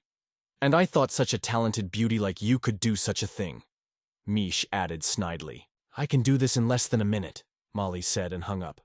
Misha knows her very well, knows how to influence her. Meanwhile, the actor brings Pax and Uli to a movie town to find a possessed weapon with no master. An odd place to look for an artifact like this, but everything pointed to it being here. Given everything Marcus had been doing the last few days, he concluded that the possessed weapon was among the props. The director came up to the guy and said, "Marcus, your secretary said you were sick. What are you doing here?" The closer the director got to Marcus, the angrier the spirit attached to him became. The director handed the actor a small box, saying it was a gift from a female fan. Despite its small size, it was a very heavy box, and Marcus couldn't wait to see what was inside. Hearing a strange ticking sound, Pax snatched this box out of Marcus's hands, and with all his might, threw it as high as he could. Which, of course, the actor didn't like very much. But no sooner had Marcus said everything he thought about Pax than that box began to emit a bright light, followed by a massive explosion. Meanwhile, Panko and Misha continued their trap operation. The guy had been walking around the main square with a huge black case back and forth all day. But Nastia never showed up. At one point, the guys even lost faith in their plan. After a while, however, the first catch appeared. For about half an hour now, a red-haired girl has been following our heroes, and the cameras in the city were already off. Molly has a high IQ, but she always needs to show off. Having detected a potential target, Misha activated shadow following, which meant the start of the operation. Dissolving into thin air, Misha left the Panko alone so as not to scare the girl away. And it worked. As soon as our hero disappeared, the same girl with red hair approached the guy. She put her arm around him and said, "Give me the weapon you're holding behind your back, or else don't blame the red-haired vixen for being rude." After the last quest, Panko has been working hard on his strength. Now he can crush a huge rock with one fist, so it would be quite easy to defeat some disguised girl. But what he didn't realize is that his opponent has a high agility. The problem is that in a fight against an apostle with pumped agility, Panko is the most vulnerable. His power is useless if his blows don't hit the target. The only way to defeat an opponent like this is to catch him in his mistakes. And surprise counterattack. Watching everything happening from the outside, people thought that there was filming of another movie or series. Surprisingly, Panko's counterattack didn't work. His blow went straight for the girl's breasts, but no result. As suddenly this girl screamed, "Damn rabbit, don't think you can win!" Guy, show exclamation point. After these words, 3 masked men appeared behind Panko. A tiger-masked bully, and 2 others with monkey and snake masks. Being trapped, Panko became very nervous, and at that moment he received a message from Misha. "Don't be afraid, I'm watching you." The masked men were actually just ordinary apostles attracted by a black suitcase with a gun. Nastia's goal is to set a trap for the apostles. She will wait for the moment when they start fighting among themselves. So our hero just has to wait for her to appear. The only thing needed now was for Panko to last as long as possible. This plan is incredibly devious. However, it's her only chance to lure Nastia out. Even more creepy was the fact that the masked apostles were serious. You could see that they would do anything to get that black suitcase. When suddenly, right in the middle of the surgery, Misha got a call from Marcus. "Bro, I'm in trouble again. They wanted to blow me up," said the actor worriedly. "Calm down. You've got Uli and Pax with you. You're not going to die that easily." "Tell me what happened," Misha added. Anyway, while Marcus was waking up, Uli told me that the director had planted a bomb on the guy. But that's not the best part. Right after the explosion, the director disappeared. Minutes later, they found his dead body in the bathroom, with his vertebrae fractured by the tires. The murder marks were exactly the same as the guard that Nasty killed. Meanwhile, the masked apostles beat Panko beyond recognition. However, they promised that they would release him alive if he would voluntarily hand over to them the weapons in his black suitcase. There was a massive earthquake. Not uncommon in these parts, but still unexpected. Taking advantage of the moment when the red-haired fox was confused, someone in a rabbit mask hit her with all his might, throwing her several meters away. Seeing this, Panko shouted in surprise, "Bro, Susanna, is that you?" Slapping the guy on the forehead, the girl replied, "Idiot, I'm a girl, stop calling me bro." When they saw how a 2-meter-tall, 200-kilogram girl had just taken out 2 apostles with one blow, they froze in horror. These apostles, for their safety, use code names and know nothing about each other, so they did not understand Suzanne, enemy or friend. Anyway, Suzanne's appearance wasn't an accident. It was all Misha's elaborate plan. He had asked the girl in advance to save the Panko. Seeing Panko and Susanna fleeing, the other masked apostles rushed in pursuit, hoping to get their hands on the hidden weapon. Thanks to the hospital surveillance video Molly provided, our hero now knows what Nasty looks like.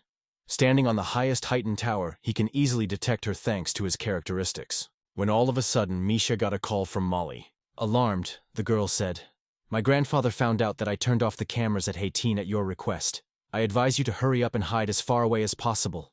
The thing is that my grandfather—" "I know, Jantal," Misha answered indifferently. "What? How did you know my grandfather's name?" Molly asked in surprise. "Things are generally very bad. Jantal is the master of an ancient martial art. It is said that 10 years ago, before the era of towers, he was able to climb to the top of Mount Everest with his bare hands, without an oxygen tank, and afterwards he organized a picnic on it. To the memory of our hero, Jantal is the only man who has had prohibitive characteristics and refused the title of apostle." About half an hour later, the city of Hateen noticed a hacker attack on their surveillance systems. But the mayor of the city, he had something else on his mind right now. A video of some apostle in a rabbit mask walking around the city with a huge suitcase on his back has circulated online. He was interested in the video because the guy in the mask looked a lot like his son Panko. Meanwhile, people in the main town square were talking about the movie. People were delighted at how realistic their fight looked. Well, it doesn't matter. The point is, the red-haired vixen had a few broken ribs after his encounter with Suzanne. And as luck would have it, there was a doctor nearby. And you want a trick? It wasn't just a doctor. It was Nastia. She swallowed the bait that Misha had so carefully prepared. It's time to start hunting the hunter. At first, Nasty really did look like an ordinary doctor who wanted to help the injured. But the apostle's instinct told the red-haired vixen that she had better watch out for her. Rejecting medical attention, the girl started coughing up blood. Very common symptoms of rib fracture. Realizing that she wouldn't last long without medical intervention, the foxy woman decided to give herself first aid. Opening Nastia's first aid kit and seeing its contents, the girl said, "I'm finished." In terms of killing, the girl adhered to the ideology of one madman with white hair and a black cloak with red clouds. She believed that explosion was an art. Seconds after her medicine cabinet was opened, there was a huge explosion right across the plaza. The fallen apostle turned Misha's strategy against him. One important detail to remember, Nastia loves explosions. And by then, All the rescue services were rushing to the site of the explosion. Thanks to the defense skill, the red-haired vixen managed to avoid death, but her wounds are quite serious. Bones were broken and internal organs were badly damaged. The girl couldn't even move. When suddenly the girl saw someone approaching her. Thinking it was her killer, she said goodbye to her life. But luckily for her, it was Misha who came to her rescue. But our hero had one condition. She would have to listen to all his orders.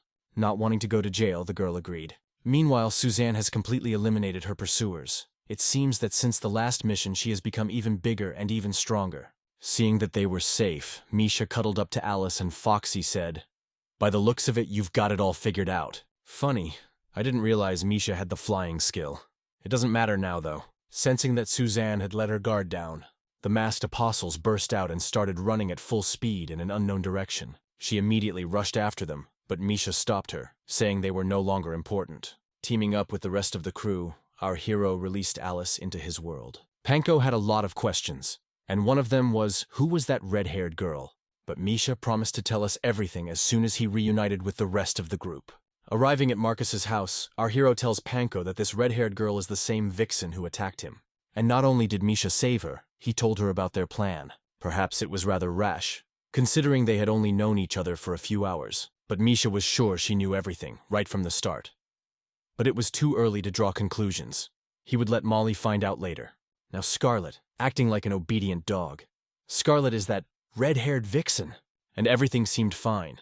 But there was something about her behavior that was very disturbing. Even Wooly, with her little insight, could sense it. Scarlet had the smell of meanness about her. Uli was even ready to blow her head off, but Pax stopped me and asked, "What's wrong with being Misha's doggy?" And then the guy with the forced face started barking. Not to say that Pax's behavior surprised anyone, but it's hard to get used to his antics. But it's not that important. In short, Marcus failed to find the possessed weapon, and Misha missed Nastia. And they're actually doing pretty lousy. After all, they don't have much time left, they haven't made any progress, or have they? Misha learned a few interesting things. First, that Nasty attacked them even though she knew it was a trap, which could mean she had limited time. Or she's pretty sure that they can't kill her. It's not really important why she's behaving so strangely. The important thing is that she took the bait. Upon hearing of another plan with bait, Panko screamed, "Dibs on me! I don't want any more!" Don't worry, we'll all be the bait this time. To catch the big fish, you need a fat catch. Marcus, prepare an announcement with your account number, Misha replied with an evil smile on his face. Even though the guys knew our hero well enough, he still scared them when he suggested such things. A few minutes later, the actor prepared and posted a post, just like Misha had ordered. In it, the guy talked about filming outside the movie town. This news quickly spread throughout the Hayton, because Marcus is a movie star of the first magnitude. In just one night, his forum post garnered over 10 million likes and replies, and Marcus was very proud of his popularity. But for Pax, he was still a weak loser. The next morning, our heroes went into town wearing masks and huge black gunny bags. At first, people mistook them for cosplayers going to some festival, but soon the savvy ones realized that the very filming Marcus had written about last night was about to take place. Having gathered at the specified place at the specified time, the guys noticed something interesting. There was no Misha. He was spending time with Scarlet somewhere. Yesterday she was the only one who was close enough to Nastia to feel anything, unlike our hero. And meanwhile, only Panko and Suzanne were left in the group. The only tanks on their team. Seeing the black weapon bags behind their backs, a group of apostles dressed in fruit masks decided to take them away, which meant Misha's plan was working perfectly. The more apostles in one place, the better chance Nasty would show up. Not wanting to get into an unnecessary fight with the other apostles, Susanna and Panko decided to just run away, and naturally, in pursuit of the possessed weapon, all the fruit-masked apostles chased after them except one. This guy was smarter than everyone else. He realized that it absolutely didn't matter who got the possessed weapon first. It was much more important who would be its final master. But unfortunately, his intelligence didn't save him. Misha quickly escaped, but slit his throat and got 726 points of death and 233 points of chaos for it. And to top it off, for killing this apostle, Misha got a sunshine lantern, and he killed this guy for one simple reason. Misha took Nastia's booty to piss her off and lure her out. Scarlet thought it was incredibly cruel, but these apostles were here to take the weapons, and if need be they would kill anyone. So Misha simply eliminated a future threat, when suddenly our hero got a call from Molly. Apparently the girl had information about yesterday's incident. Last night, the girl hacked into the server of the Joint Inspection Department and found the autopsy report on the 3 apostles, which turned out to be a tiger, a monkey, and a snake. Upon learning this, Misha tells Scarlet that her partners are dead. Realizing that she could have been among them, the girl thanked Misha for saving her. And meanwhile, Marcus and Pax were trying to get away from the pursuit. But Pax's poor knowledge of the area led them down a dead end. But it wasn't exactly like that. It was the route Misha had given him. And the guy was just following his instructions. When Marcus found out about it, he was very angry. He couldn't believe that Pax had listened to our hero and trapped them. But the psycho had no reason not to believe Misha. So he did as our hero asked. Having cornered the boys, the apostles thought they could easily take away the possessed weapon. Marcus trusted Misha, but when it came to his own safety, he was used to acting on his own, pulling out a puppet card that creates an identical copy of the host. The actor prepared to escape. But before doing so, Marcus said, "Hey Pax, you're so naive, you can't trust a man like Misha. He would kill us for his own gain." "Whatever you say!" Pax shouted, snatching the marionette card from the hands of the actor, and then he threw her over the fence. Seeing his only hope of salvation fly away, Marcus fell into despair. But that map didn't disappear without a trace. Misha caught it. That was his plan, to get Marcus to show the map. Our hero could be considered a ruthless killer or something. But he always makes plans, taking into account that his friends must live. Marcus would never give up the puppet card voluntarily, which is why Misha had to take this step. After all, in a fight with Nastia, this card could give a huge advantage. Eventually, Pax and our hero dealt with that bunch of apostles. After handing the puppet card to the guy, Misha asked him to take it to the street. He also wanted Pax to give her something, but noticing Scarlet watching him, he changed his mind. When things calmed down a bit, Misha went up to Marcus and asked him why he didn't fight with them. "You didn't even give me time to think, and besides, why didn't she fight? What did you save her for, or do you have some kind of double standard?" replied the actor, angrily. And it's true, Scarlet just stood back and watched. However, the reason why Marcus didn't fight alongside them was quite different. He realized that Misha was doing all this to make Nastia angry. But he also realized that when she showed up, Misha would be the object of her hatred, and if he followed him, he'd probably die. Realizing that Marcus had partially figured out his plan, Misha asked, smiling, "Listen, have you already accumulated 10,000 death points? Have you forgotten that if we fail this mission, and we don't have the right amount of points in our account, we die? So, wouldn't it be better to kill these apostles and accumulate the necessary death points just in case?" Misha added snidely. From the very beginning, Marcus had put all the responsibility on our hero, believing that Misha would definitely fulfill the quest. But now he realized that he had made a serious mistake, which could cost him his death. All day, Susanna and Panko ran away from their pursuers, and during that time they were never caught, when all of a sudden the guy got a text from Misha. After reading it, Panko began to consider the route. Misha asked them to team up with Marcus and lead all the apostles to the Tower of the Goddess, and then proceed with Plan B. Marcus got the same message. Luckily for the guy, he was much closer to the Tower of the Goddess than the others, so he got there quickly. And to delay the apostles for at least a little while, he activated his most impressive skill, 1,000-year-old Buddha. It looks awesome, it's just a shame it's a regular special effect. Despite zero characterization, the 1,000-year-old Buddha did an excellent job of intimidation. Now was the perfect time to kill those apostles and earn at least some death points. But no matter how hard Marcus tries, he's not strong enough to take them all down at once. When all of a sudden someone in the crowd yelled out, "Wait, that's Marcus! That's the actor! His skills are ordinary special effects, he's fooling us!" And once again, he got lucky. The moment he was exposed, Suzanne and Panko arrived on the scene. But that didn't make Marcus feel any better, for behind them ran a crowd of apostles 3 times larger than his.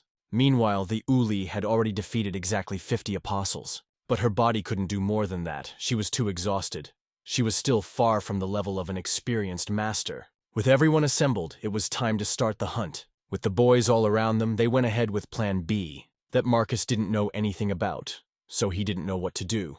Since the main target of these apostles is the suitcases with the possessed weapons, once our heroes throw them away, they will be able to buy time. And admittedly it worked. Most people just turned around and started running after the suitcases. This plan Misha came up with, in case of a trap or an emergency to save his own life. When suddenly Panko asked, "Marcus, do you happen to have some kind of knife with you?" "No, why?" Surprised at us, the guy replied. "Nothing. Just consider that Plan B has now officially begun." shyly added the Panko. After finding out all the information they needed, Suzanne and Panko dumped Marcus and ran away, leaving the guy alone to deal with a whole bunch of apostles eager to kill him for a gun. To fight alone was foolish, so the actor decided to just give them his suitcase. But the securing knot wouldn't come undone. Remembering that it was our hero who had helped tie that knot, Marcus shouted, "Damn psycho! Plan B is me!" Meanwhile, Misha and Scarlet headed inside the Tower of the Goddess. They were amazed that the street alone could kill so many apostles. Riding in the elevator, Misha asked Scarlet to be extremely careful, because now there was a high probability of Nastia's appearance. But why would he draw that conclusion? It's very simple. She didn't show up even after our heroes stole her loot, which means that Nastia is biding his time until the right moment to kill the strongest of the apostles. And at the moment it's Uli, who is badly exhausted and wounded. After learning that Uli was the main bait, Scarlet's behavior changed dramatically. She became more sullen. Apparently, the girl's wounds were much worse than it initially seemed. It was so bad that she could barely stand on her feet. As soon as Scarlet saw Uli, she immediately ran up to her, shouting, "Are you okay?" It was very strange. After all, before this they had hardly communicated, and it did not seem that they felt any sympathy for each other. At that moment, Uli became really ill. She started coughing up blood, after which Scarlet pierced her with her hand and whispered, "Don't worry. I'll send you to the next world quickly." Having finished the Uli, Scarlet decided to take on Misha. But what a surprise, he disappeared. Suddenly, out of nowhere, a voice rang out. "As I thought, I fell for it." "You fool, of all the apostles I am the strongest," Misha added, cutting Scarlet's throat. But with this attack, our hero did not kill her, but only destroyed the upper protective layer. After which, the girl shed her skin and underneath it was Nastia. All this time, the girl pretended to be Scarlet in order to kill the strongest of the apostles. "Didn't you realize that I saw through you right away? Everyone on your team is dead except you. What a coincidence. After I found out who you were, I deliberately killed one of your victims in front of you. But that wasn't enough. So I decided to make you even more angry and killed a whole group of apostles. But I didn't think you would be so patient. So I could only bring you to the Uli, who was badly injured, and encourage you to act. You played only one trick, while 5 were played at once," Misha said, pulling a sinister smile on his face. But Nastia thought all this time that the advantage was in her hands. But everything turned out the other way around. However, the girl believed that this did not change much because he had sacrificed his strongest comrade, and he would not be able to defeat her alone. "Did you really think that I would let you kill at least one of your friends?" our hero asked in surprise. Why did the corpse of Uli turn into a soulless wooden puppet? Misha had calculated everything in advance. The real Uli had been standing in the shadows all this time and watching everything from the side. By this time, Panko and Suzanne had come to the rescue, saying that Pax had chickened out and run away, and that Marcus was still being beaten. "You are stupid people, even all together you can't defeat me," Nastia said, laughing. Not wanting to listen to her anymore, Uli took out her sword and prepared to cut off her head. But Misha stopped her and asked her to wait a little longer. He had a special surprise prepared for her. This time they made a big scene in Hayton that they can't handle on their own. Misha planned to drag someone into the game so that he would help them, and the person he wanted to drag into this adventure was Molly's grandfather, Gentala. Although he was not formally an apostle, his power was much greater than anyone else's, so his help would be useful. Felt the approach of the Gentala, Misha began to provoke Nastia in order to present himself as a victim. Fortunately, there was no need to invent anything special. The girl was already ready to tear him to pieces. "Turn away from her like that," Misha put on a sly smile, when suddenly a shout was heard from behind him. "You little bastard, you're doing this and dragging my beloved granddaughter into all this. I'll personally kill you." Having dodged his blow, Misha said joyfully, "Sir, anger influences your decision." As a result, our hero made sure that the Gentala's blow hit Nastia straight. Moreover, the force of his blow was so great that the girl could not withstand it and fell from the tower. No matter what anyone says, Misha is simply brilliant. His plans always work out perfectly. Having realized that the appearance of the Gental was planned by our hero, the rest of the guys were once again surprised by his genius. And at that moment, the elevator arrived on their floor. Did Nastia really come to her senses so quickly after falling from such a height? "Oh no, it's Marcus, surrounded by a crowd of evil apostles." From what he saw, the gentleman's mood became even worse. This man has high moral principles and will not tolerate such a thing. These apostles immediately realized that the leader of the special team was in front of them, so they understood perfectly well what would happen to them if he caught them. After pushing Marcus out of the elevator cabin and taking the black suitcase, they left. When suddenly Suzanne asked, The apostles are much stronger than ordinary people. So why were they so afraid of this old man? This is not just an old man, but the strongest man in our country, and the commander of the special group. Jantal, answered Misha. Special group. This is a secret organization engaged in special tasks that the special services cannot handle. And their commander Nantal. To be honest, in an equal fight, Misha doesn't have the slightest chance of defeating him. Having learned that his granddaughter got into trouble because of some guy, Jantal firmly decided that he had to kill him. However, before he could do anything, Nastya returned. Even her unexpected and almost silent attack was not successful. Jantal, thanks to his martial arts, is much stronger than her. The girl did not expect that someone would be able to dodge her attack. Nastya was sure that it was an accident. But her second attack also failed to achieve its goal. Jantala playfully dodged each of her blows. Until this moment, the girl was firmly convinced that there was no one stronger in the world. This only confirmed how strong Gentle was. Without waiting for another attack from the girl, Jantal counterattacked her. Without using physical force. This is one of the basic techniques of the ancient martial art. Non-contact combat. At some point, the man began to feel as if Misha was leading him by the nose, when suddenly Jantal felt an incredibly strong pressure on himself, which suppressed his strength. The other guys felt the pressure too. It was like a whole sea had fallen on them. When suddenly Misha shouted, Nastya used the skill card. She killed many apostles, got many skills and items from their inventories. So, why is Mr. Jantal here? Suzanne cried out in surprise. By the way, the three of us have high strength attributes. But we can't resist pressure. How are you standing? Added Panko. At that moment, Misha ordered Alice and Kiki to appear. All this time, the girls were next to him and were invisibly. The spirits hid their presence on the orders of our hero. The fact is that he did not want to show Nastya all his trump cards. Be careful, that fucking Nastya has disappeared, Jantal shouted anxiously. Sir, do you know her? Panko asked in surprise. Of course, you didn't think that I really came here for this boy. My team had been tracking her for several days, the man answered. A moment later, Nastya appeared out of nowhere. She realized that she couldn't handle the Jantal, so she decided to kill everyone else first. Misha was horrified when he saw this. After all, she used exactly the same skill as his, following the shadow. Having managed to react in time, Suzanne activated the stone muscles skill and was able to protect Panko from death. You have such an amazing skill, unexpected. It will definitely come in handy, Nastya said, laughing. Seeing that the girl was distracted, Uli decided to take advantage of the moment and finish her off. After which, Jantala paid attention to her. The man had long been looking for a good swordsman with great explosive power to join his team. The Uli attack would have been successful if Nastya had not activated the same skill that Suzanne used to save Panko. Grabbing the Uli blade, Nastya simply threw her off the roof. Realizing that the girl would not survive a fall from such a height, Misha activated the fast run skill and rushed after her. Luckily, he made it in time, and the girl was not hurt. She escaped with only a severe fright. Idiot, now we'll both fall, the Uli screamed in fear. Don't worry, I can fly, Misha answered. Of course, this was an absolute lie.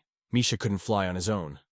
But with Alice's help, he could easily. But not only Alice could fly, Nastya also possessed similar powers. You understand that they are most vulnerable in flight, Misha shouted. Let this world be overwhelmed with suffering. Thus activating the skill, Path of Disaster. But at that moment, Nastya disappeared. Was she really scared? To be honest, I highly doubt it. It's most likely another trick. Even though she can copy your skills, it doesn't change anything. Jantal. Damn, old man. You're the only one of us who's an ordinary person. Where does such self-confidence come from? Marcus shouted at her. Boy, even though you are an apostle, but you will never compare to my power. There are no people in the world capable of defeating me, answered Jantal, hitting Nastya, who was invisible. In fact, Jantal was the first person to receive an invitation from the tower, and unknowingly refused the title of apostle. But frankly speaking, all this is completely unimportant. Having stunned Nastya, the man prepared to execute her, when suddenly she took out some card and said, So you are the strongest? Maybe it was like that before. You can say goodbye to this desire.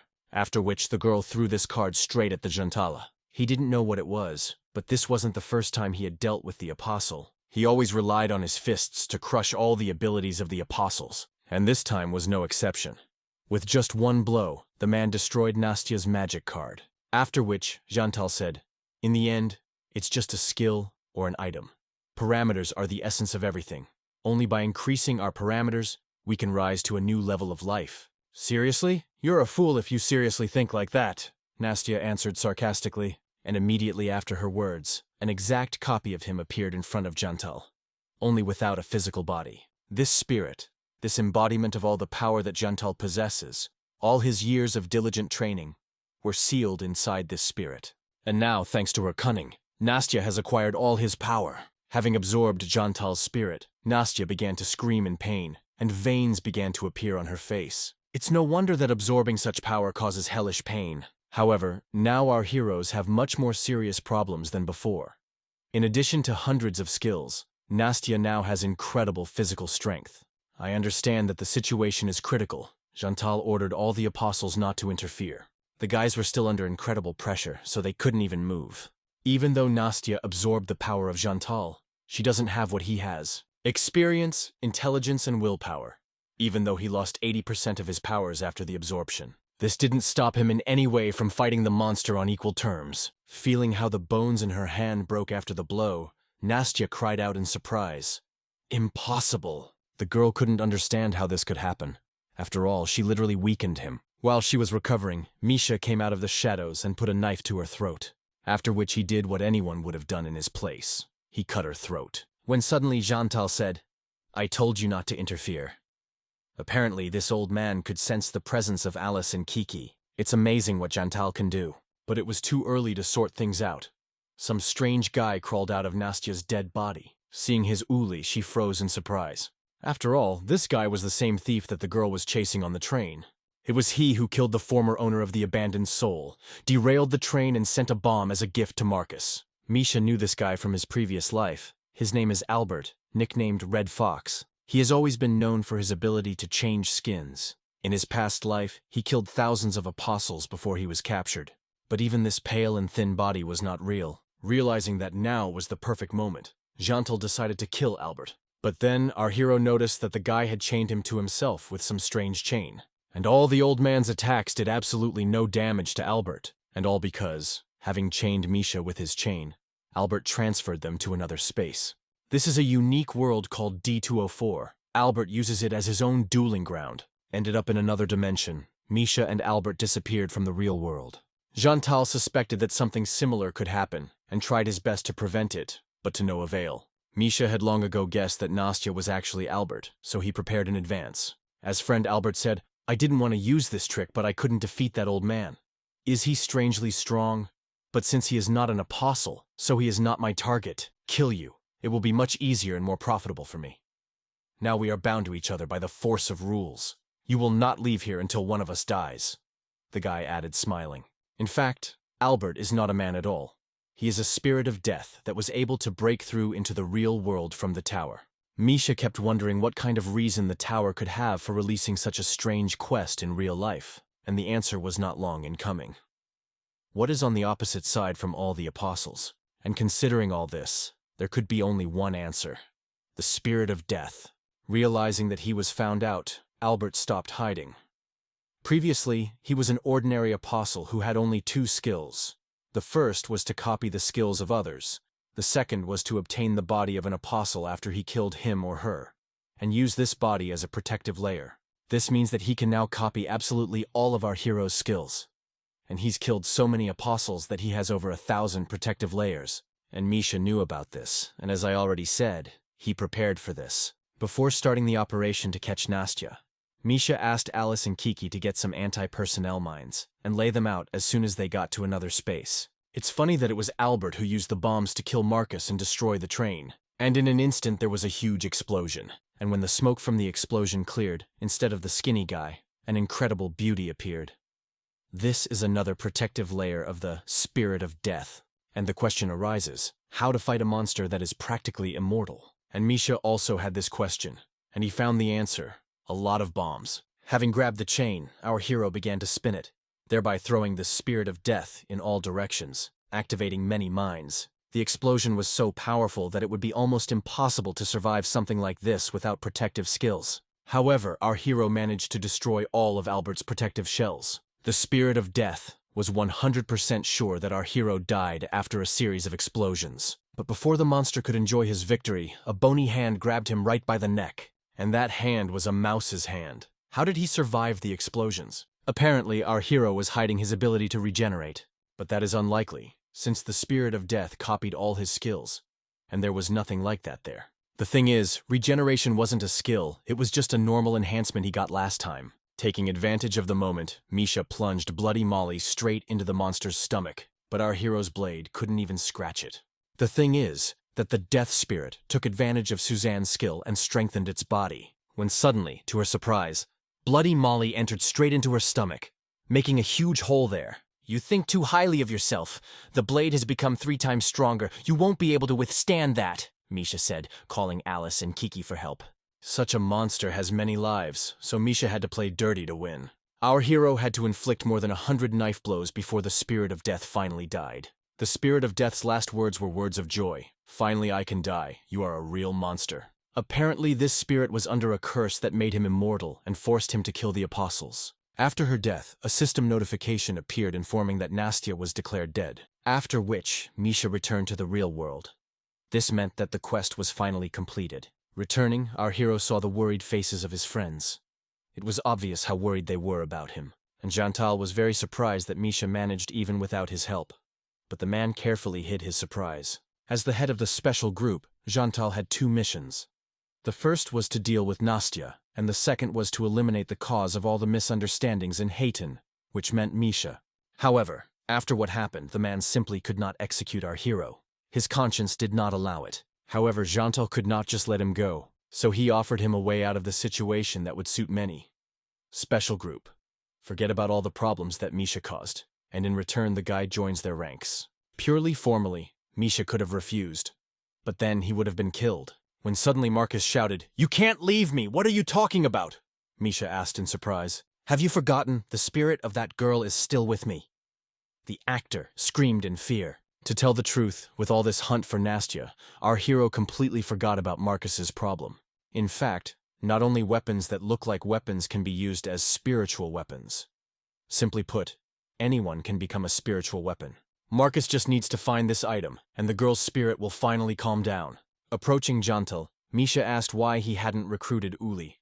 After all, she was the ideal candidate. In fact, he offered her to join her group, but the girl refused, arguing that she needed to find a family heirloom. Well, from this moment on, Misha is part of the most secret service. Once inside the helicopter, our hero heard a suspicious noise. And the source of this noise turned out to be Pax. "Bro, are we kidnapping an old man?" the guy said with crazy eyes.